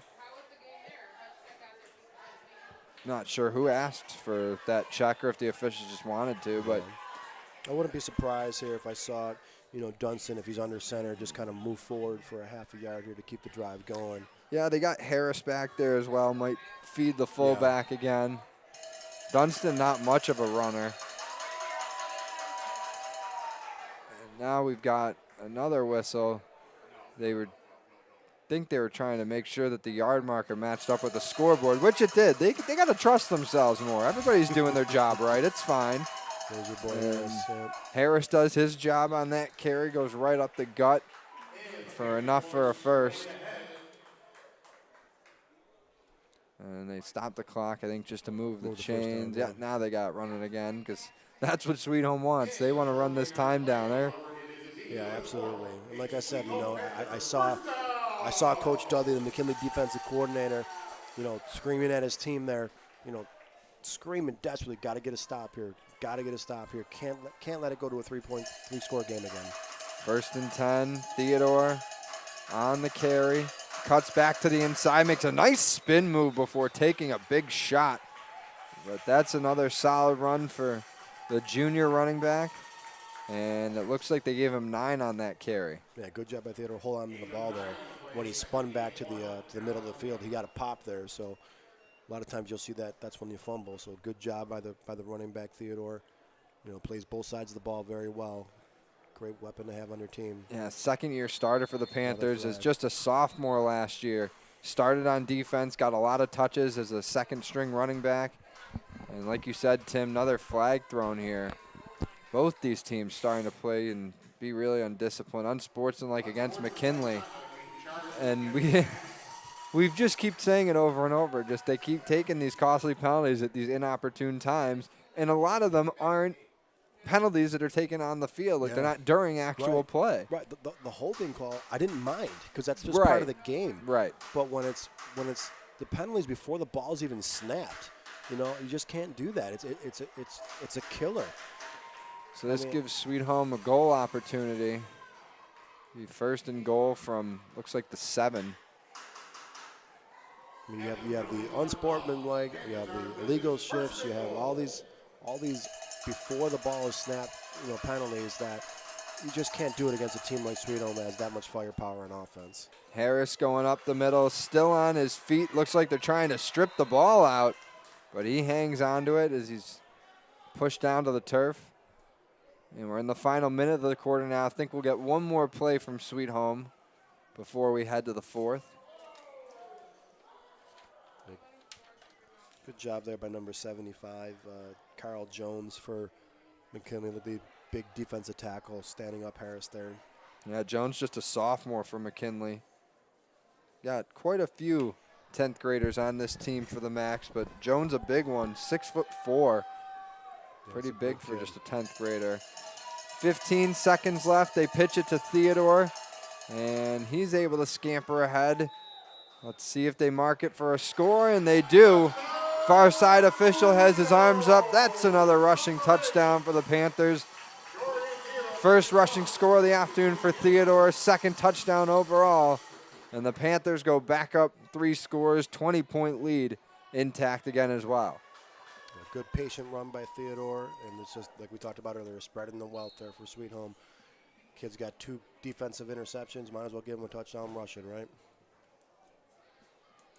And Sweet Home will line up for 2 here. That's about a 5-yard rushing score for Theodore. His second of the season, second touchdown of the day. We're going to go for 2 here. And they pitch that one to Moody. He makes a nice cut back to the inside and crosses the plane for another 2. So the Panthers are up to 40 points.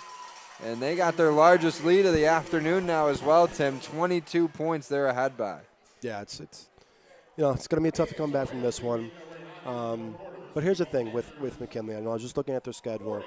I think it's extremely important how you finish this game as far as confidence.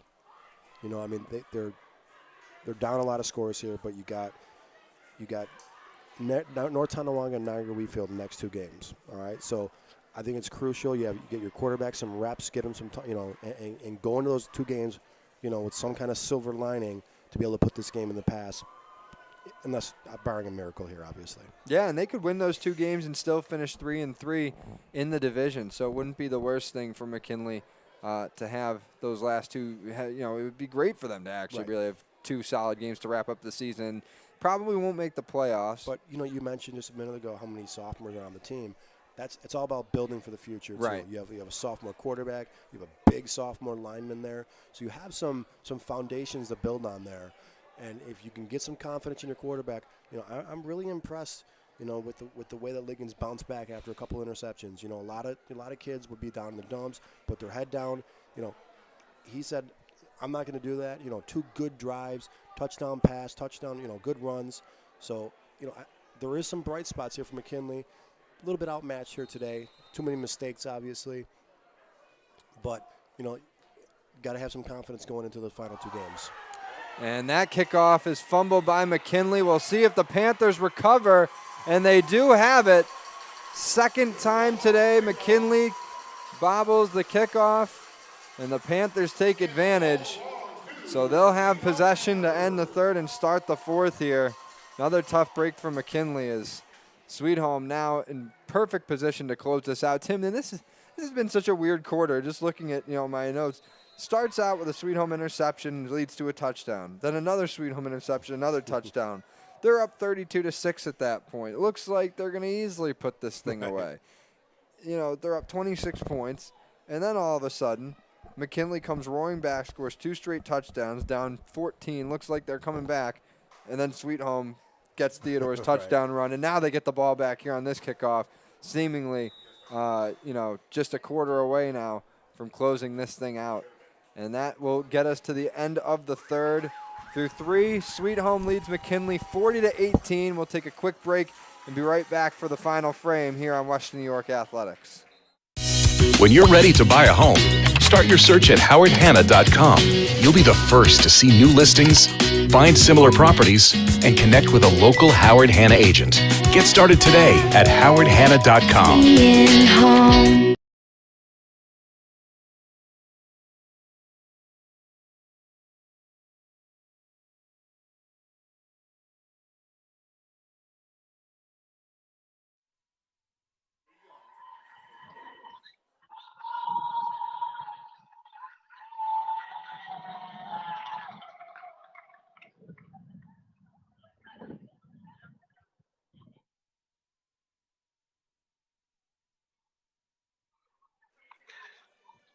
Welcome back here. So Sweet Home getting that lead here, the 40-8.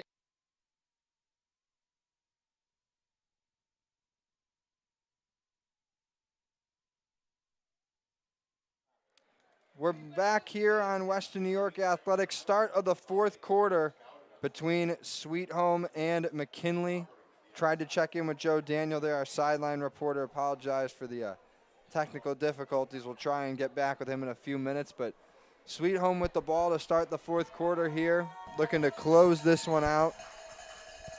Improve to 5-1 on the season, 4-1 in the A North Division, and gear themselves up for a clash in 2 weeks with Grand Island that could be for the top spot in the playoffs from Class A North. Moody going to get the carry here on 2nd and 5. So, John, let me ask you, if you're Sweet Home, how long do you keep the starters in for at this Yeah. point? I never want to say the game's always over, but I think it's really gonna be tough for McKinley to overcome this deficit because they just can't stop the Sweet Home offense. But I'm thinking if you score on this drive, you probably give some of the younger classmen some reps here in this game. But they play a lot. They play so many guys already, though. Yeah. They have 10 guys that run the ball. I think if they get one more touchdown on the board, they'll be comfortable with bringing the backups in. They might get it here. Theodore breaking off a big run, gets inside the 10, and they won't catch him. Jordan Theodore, his 3rd score of the day. 2nd touchdown in a row, and that could be the final nail in the coffin Sweet Home needs. They're almost up 30 in this one now. 46-18 early here in the 4th. Yeah, Jordan Theodore just doing his thing today. 2 defensive interceptions, two touchdowns on offense. Sweet Home found something they like early with the old school Big Bird offense, and they never went back to the regular offense. They stayed in that the entire time. I think they liked the misdirection that it had. It was confusing McKinley's defense, and it's worked out, to 46 points. So impressive offensive day for Sweet Home. So Theodore's got 3 total touchdowns today, 2 on the ground, 1 through the air. He's got 5 total on the season now. And 2 interceptions on defense. Yeah, 2 interceptions today. You mentioned that. Had an interception last week. And I think McKinley called a timeout. That's their 3rd and final one of the second half. And I can't imagine what they're talking about over there right now other than just stay disciplined and, play hard these last 11 minutes. Yeah, I would think so, too. And like I said, at this point, it's tough for McKinley. It's tough for the coaching staff right now because there's only so much you can say. But you want to build on some things too. I think that's really important to build on. The next couple of games. You it looks like they're going to stay with the sophomore quarterback. Yeah. If that's what they're going to do for the future, for the next 2 games, it's important to get him some confidence. A couple error throws early, but then a couple good drives too. So I think it's important to get him as many reps as you can and get him going in the right direction for the last 2 games. So Tajiri is in for Sweet Home to kick the extra point. A little bit of a high snap handled well by Dunston, and the kick goes through. So the lead is up to 29 for Sweet Home, 47-18, Panthers on top. We'll take a quick timeout and be right back here on Western New York Athletics. When it's time to sell your home, start with a visit to howardhanna.com, ranked the #1 real estate site for sellers. A few clicks will show you the sales price you can expect for your home. We can get you the most money in the quickest amount of time because we know where the local buyers are and how to reach them. So if it's time to sell your home, visit howardhanna.com today, and we'll match you with a local Howard Hanna agent to sell your home fast. I love being home. Welcome back. Western New York Athletics live here at All High Stadium for a Class A North matchup.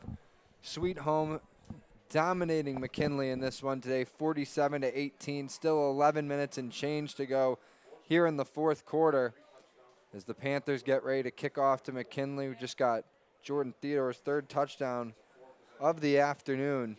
John Simon, Tim Chifa here, and Sweet Home just showing an excellent, putting on, I guess I should say, an excellent performance today on the cusp of their 2nd straight win. And they have just really bounced back strong since losing to Lockport 2 weeks ago. Their only loss on the season so far. And they're just 11 minutes away from improving to 5-1 on the year. And McKinley going to look to get a return here from Darian Burt, but he gets stopped around the 30. And we talked earlier about how many different looks Sweet Home showed North Tonawanda last week. As far as how many different looks offensively. Other than the first drive, they've been in the big bird the entire time today. Obviously found something that they liked and took advantage of it the entire game. I think last week they were going 4 wide sometimes, 1 in the backfield. This week, the entire old school double wing type of offense with some misdirections. Really, took advantage of confusing McKinley defensively. And I don't know what they're waiting for, but McKinley's offense now coming out onto the field. Still 11 minutes left in this one, but we talked about this a time for the younger players on McKinley's team to learn and grow a little bit, get some more reps under their belt, and they'll be able to get some good time here. Game not really, a win I should say, is not really attainable at this point, but still good game time and game speed reps for these guys to get.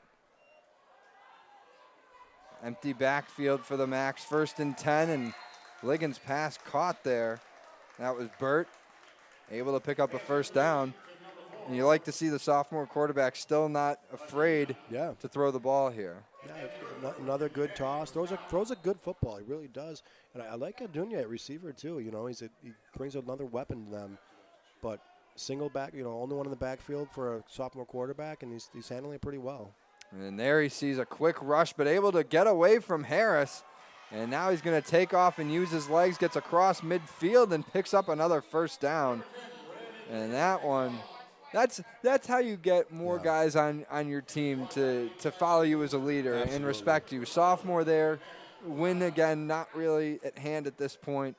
Yep. But he avoids one of the biggest guys on the other team, sheds off the tackle, and makes a gutsy run. Yeah, you avoid a sack from, arguably Sweet Home's best defensive player, steps away, steps up into the pocket and gains, valuable 10 yards there. So really, really nice job by the sophomore quarterback. Good patience, taking what the defense is giving him. So McKinley not going away without a fight in this one. Liggins lobbing that one up, and it's nearly intercepted. It was knocked away. And it looks like that was Harper on the coverage for Sweet Home. Yeah, so I think, John, those right there is an example of what McKinley has to stop doing. A few times they've driven the ball down the field, and then all of a sudden they take 2 or 3 shots deep, which were never open. Mhm. And it's like, if you just keep taking what the defense is giving you, it's been working really well. You can throw 5-yard slants, run the ball 10 yards. You don't have to go deep every 4 or 5 plays. And I think if they just kind of reel that in a little bit, you'll see a much more productive and solid offense. 2nd and 10 here for the Macs. Liggins again going to the air. He's got a man open and he connects. And that's going to go all the way to the end zone. And that is a McKinley touchdown. He connects. I believe that was Cook. Number 13. That was Rashawn Cook on the catch. So McKinley gets their 4th touchdown. And they inch their way back in this one. Another strong drive led by the sophomore quarterback. Yeah, so a really nice look off by Liggins there. He looked off the wide out receiver where he's been throwing, the last few times, and then had the inside receiver running a post, which was wide open. So really, really impressive play there by Liggins, and make a nice pass there to the open receiver. Liggins looking to throw for the 2-point conversion, and he connects. He's able to find Griffin in the back of the end zone. Excuse me. That's another 2 on the board, and lead back down for Sweet Home to 21. And that McKinley in business a little bit, I guess. Yeah, but that being said, John, these are some of the things that Sweet Home has to tighten up too. Yeah, that's true. When you're going to play Grand Island in 2 weeks, you're playing against an offense that is just as much firepower as you do. Those are things that I guarantee Grand Island's going to watch this tape and they're going to try to exploit the same things. So Sweet Home's got to tighten up those things a few bits. It's just some confusion there by the cornerbacks, going in the wrong direction or some miscommunication. Those are things they got to tighten up also because, Grand Island's going to, they're going to come out shooting just like they do. So another onside kick, right? Yeah, have to expect it. 3-score game still. And why not? Yeah, you're going to have to try it. I mean, the worst thing that happens if you're McKinley is you give Sweet Home a short field, they score again, and then you get the ball back. It just seems to be a very cyclic thing right now. Yeah, exactly. But if you're Sweet Home and you are able to control the kickoff and you get the ball, I'm just trying to pick up first downs and that's it. Like, just say, keep McKinley's offense off the field here, guys. Like, we don't need another score. We just need to win this game. Yeah. Let's run the ball. Let's run time. Let's not worry about getting into the end zone again. But the last 3 drives, give Liggins some credit. And that was a very weird play there. McKinley going for the onside kick, but was it Charlie Brown? Yeah, that was totally just fanned on it. And I believe that it looked like he made contact with the ball, so I think Sweet Home should get the ball right there, no? Or it's a penalty for not going 10 yards. Well, you got to get the kick 10 yards, right? So I don't know. I've never seen anything like that before. McKinley's going to go over the sideline while the officials talk this thing over. But as if this game wasn't long enough already, we're going to have to sit here and figure out what to do when someone doesn't actually kick the ball on a kickoff. Yeah, I don't mean to laugh. I've never seen that. I really don't know what to say. So it looks like there's probably a penalty that they can decline, and Sweet Home can take the ball at the spot of the foul, I'm assuming. Yeah, so they called offsides against McKinley. Sweet Home getting a break there because those onside kicks have been tricky. Onside squib kicks have been tricky to deal with all night for both sides. Well, apparently tricky to kick too now. Yeah. So Sweet Home getting the break there, getting the easy possession. And I think the score that McKinley just did probably keeps the offensive starters out there for Sweet Home. Yeah. Just in case, right? No, absolutely. Yeah, they're all still out there. So I'm sure the Sweet Home offensive players don't mind that too much. They're going to go to Theodore here. And he gets tripped up, so no gain on that one. But it's going to run time off, and that's what the Panthers should be looking for here. Yeah, and especially with, I think McKinley only has 1 timeout left. Kind of wasted 2 timeouts real early in the half. So I'm sure they would like to have those in their pocket right now. So like we said, after this week, Sweet Home goes back home to face St. Joe's in a non-league matchup next Friday, and then they wrap up at Grand Island week 8, while McKinley, I believe you said, plays Niagara Wheatfield after this. North Tonawanda, then Niagara Wheatfield. North Tonawanda week 7, Niagara Wheatfield week 8. Here's a nice run for Moody, who's got 2 touchdowns on the day, almost broke away for a third. Tackled inside the 25. But have a day for Nate Moody is now a little bit of a fight breaks out at midfield. And this is what we talked about earlier. Players got to be smart and not get suspended in a game like this. Yeah, this is both not sidelines need to be I wouldn't be surprised if they called the game here, John. I mean, this is just not something that, I mean, it's still going. They're running over here. I mean, this is just not something we want to see. We should. This is embarrassing for Western New York sports, John. I mean, I didn't see what happened, how it started. I don't even care. But every coach is on the field. But this just can't happen. It really can't happen. And this is such a strange thing, too, because there was no signs of chippiness throughout this game at all, Tim. We didn't have any warnings. We had a sideline warning to Mckinley earlier, but it wasn't due to physicality in the game or anything. This just seemed to happen out of nowhere. So you can't blame the officials for not setting a precedent earlier on or anything like that. This just came out of nowhere. And and again, I didn't see what happened. I didn't see which players it involved. Nothing. Yeah, I just saw the play end, and then whistles were being blown as a few guys were out at midfield, just shoving each other, throwing a few punches. And we moved our cameras. This is not something we want to show. No, it's just not. It's not a part of a high school game. It's not a part of any game. And we move the cameras away just, because it's not something we want to. We have kids watching these broadcasts, and this is just not part of the game. And I remember back when I was a freshman at Sweet Home, was here at All High for a game against Aquinas. Far West Regionals game. It would have been the 2010 playoffs. And Aquinas was handing it to Sweet Home. They were up 4 or 5 scores in the fourth quarter. And something similar to this happened. Fight broke out on the field. They had to pause the game for a while. They ended up finishing it. They had to. It was a playoff game. Yeah. But they kicked all the fans out because they didn't want anything to happen in the stands. They didn't want people coming onto the field. So it might have been just students. Looking back on it, was a long time ago, almost 12 years at this point. But, they kicked out a lot of people. And it seems like they're going to keep the crowd in here. There's not a lot of fans here today.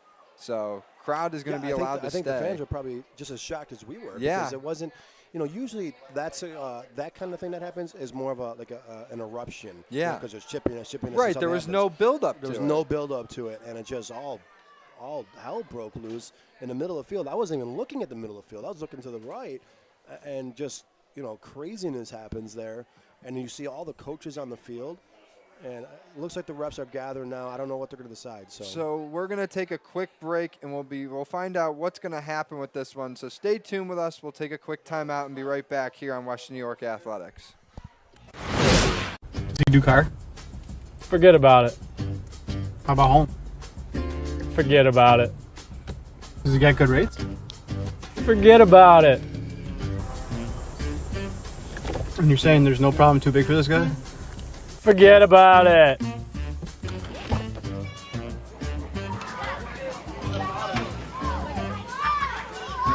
Paul, this is Johnny, the guy we've been talking about. Johnny, this is Paul Wolf. Mr. Wolf, it's nice to meet you. Thank you for the invite. Not a problem. It's Paul, not Mr. Wolf. Oh, sorry, Paul. Johnny, forget about it. For all your insurance needs, call 835-WOLF and...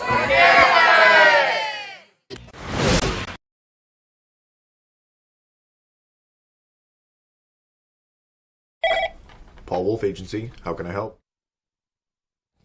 We're back here on Western New York Athletics. Sweet Home Mckinley currently in a delay as there was an altercation on the field between the teams. Officials trying to work it out. Late fourth quarter right now. Early fourth quarter, actually. Late in the game, though. 47-26 lead for Sweet Home. And, like I said, we're just waiting and trying to see how the officials are going to sort this out. We're going to go down to our sideline reporter, Joe Daniel, who was listening in on the officials' conversations. Joe, what do you got for us down on the sideline? Yeah, crazy play that happened around midfield. Both teams losing their tempers. I just wanted to reach out just to get on the broadcast. A great job by both teams, their coaches, all the staff getting in there and broke that up before it got worse. So great job. Cooler heads ended up prevailing. A couple of personal fouls are going to go against both teams here. But a crazy situation here in a second half that's been much more competitive than the first. McKinley getting those 2 touchdown passes. They've looked much better passing the ball here, but they just can't stop Sweet Home on the ground, and that's why it's still a 3-score lead. But McKinley's had a much better second half, and we'll see what happens on this drive. Back to you guys. Thanks very much, Joe. And like he said, Tim, back and forth second half so far kind of gets all wiped away with that altercation and mini fight. But he also mentioned good on the coaches and the officials to stop that from getting any worse than it was.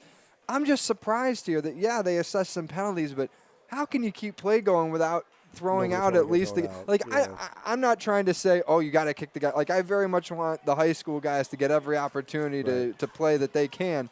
But when something like that happens, somebody started it, and that person shouldn't be allowed to stay in the game afterwards for, just for safety concerns. Or the refs completely missed what happened in the beginning, too. I mean, it's possible, too. It was so far away from the game, from the play.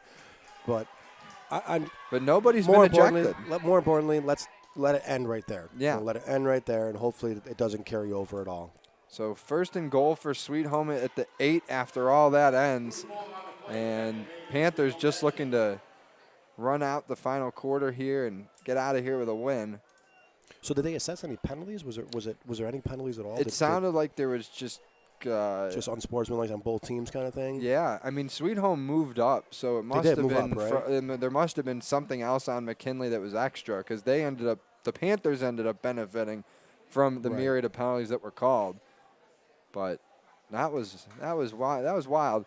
We've had a few different things happening. We have a fight. We've got a missed kick, 2 fumbled kickoffs. Here's Moody on the carry. Already got 2 touchdown runs today, and he takes that one to the 1-yard line.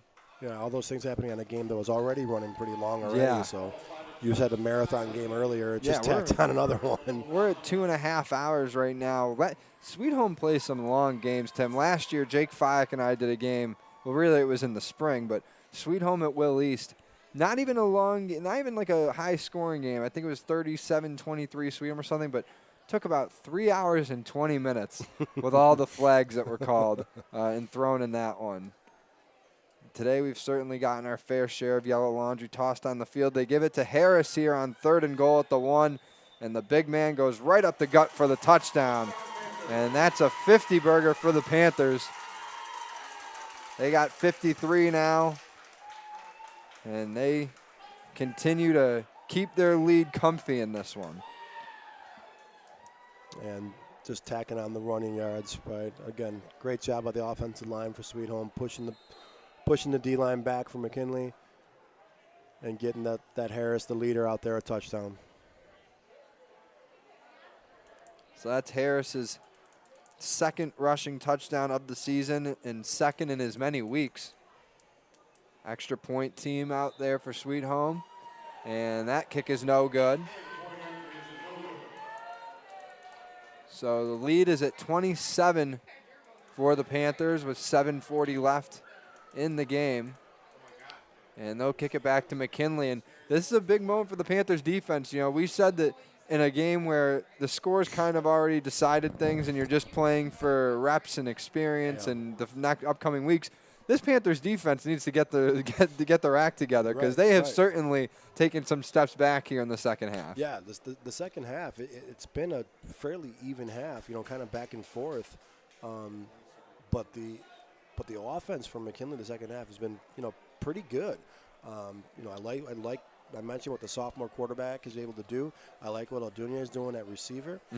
So, like I said, this game, most likely in the bag, right? So you got to look, if you're McKinley, you got to look to build on things. You got to look for silver linings. You got to build some confidence. But, more importantly, we got to stop the chippiness. No more flags. Nothing. No more of that garbage. These are high school kids. We can't have that stuff here. So let's just make sure we get out of this game and, no one's getting thrown out for any future games. Kick going to be returned from the 25. It's Marion Hampton with it for the Max. Makes a nice move, gets out across the 40 and almost to the 45 before being knocked out of bounds. And it looks like there's going to be more action on the McKinley sideline. Sweet Home coaches keeping their players back. And yeah, this is what I meant, Tim, is you already have that first issue. You got to nip it in the bud. you either got to end the game or throw out the guys that are causing a problem. Because one of the Sweet Home players was pushed over onto the McKinley sideline by a blocker, and things just quickly escalated from there. He's calling the game, I think. I think he's calling the game. And it looks like they are going to call it. The Sweet Home side is celebrating, and that will do it. So we get an early ending to this one. Cut off the last 7.5 minutes on account of too much fighting on the field. We're going to call this one early, but it seemed to be, decided already. Panthers win it 53-26 over McKinley. Sweet Home improves to 5-1 overall in the season, 4-1 in A North, so they stay at the top of the playoff race. McKinley, they drop to 3-3 on the year, 1-3 in the league. And just a weird game, a weird ending, but for Sweet Home, all things considered, they got to be pretty happy heading into the final 2 weeks of the regular season. They're in a great spot to make the playoffs in Class A. Yeah, I mean, the one thing I'm worried about here, John, is they called the game and the refs are meeting in the middle. Is you're not, if you're thrown out of the game, are you thrown out of the next one in high school? I believe they are. It's either you're out for the game or at least out for a half. But I think you missed the whole next game because I was at a game, Cleveland Hill and Wilson, a few weeks ago, and 2 players got thrown out in that game, and the one from Wilson had to miss the next week. So we'll have to get some follow-up, from the refs at some point, because if they are officially throwing people out, that could affect the next couple of games. But definitely not the way I don't think either team wanted it to end. I'm sure the coaching staff didn't want it to end that way. But hard-fought game, up until the last 5 minutes. Hate to see anything end like that because you don't want that. Right. You don't want that. These are 2 teams with a lot of pride, and you hate to really see that. So weird ending, but a win for Sweet Home, 53-26 over McKinley. That'll do it for us here at All High today. Thank you for joining us. Big shout out to our entire crew. Joe Daniel on the sideline, BJ Stack on camera, Francis Beck doing our producing, Tim Chiefa, my color man, and myself, John Simon. We thank you all for tuning in. We'll catch you very soon for more high school sports action on Western New York Athletics. Week 6 in the books, 2 more in the regular season, and then we got playoffs. So we'll catch you next time here on Western New York Athletics.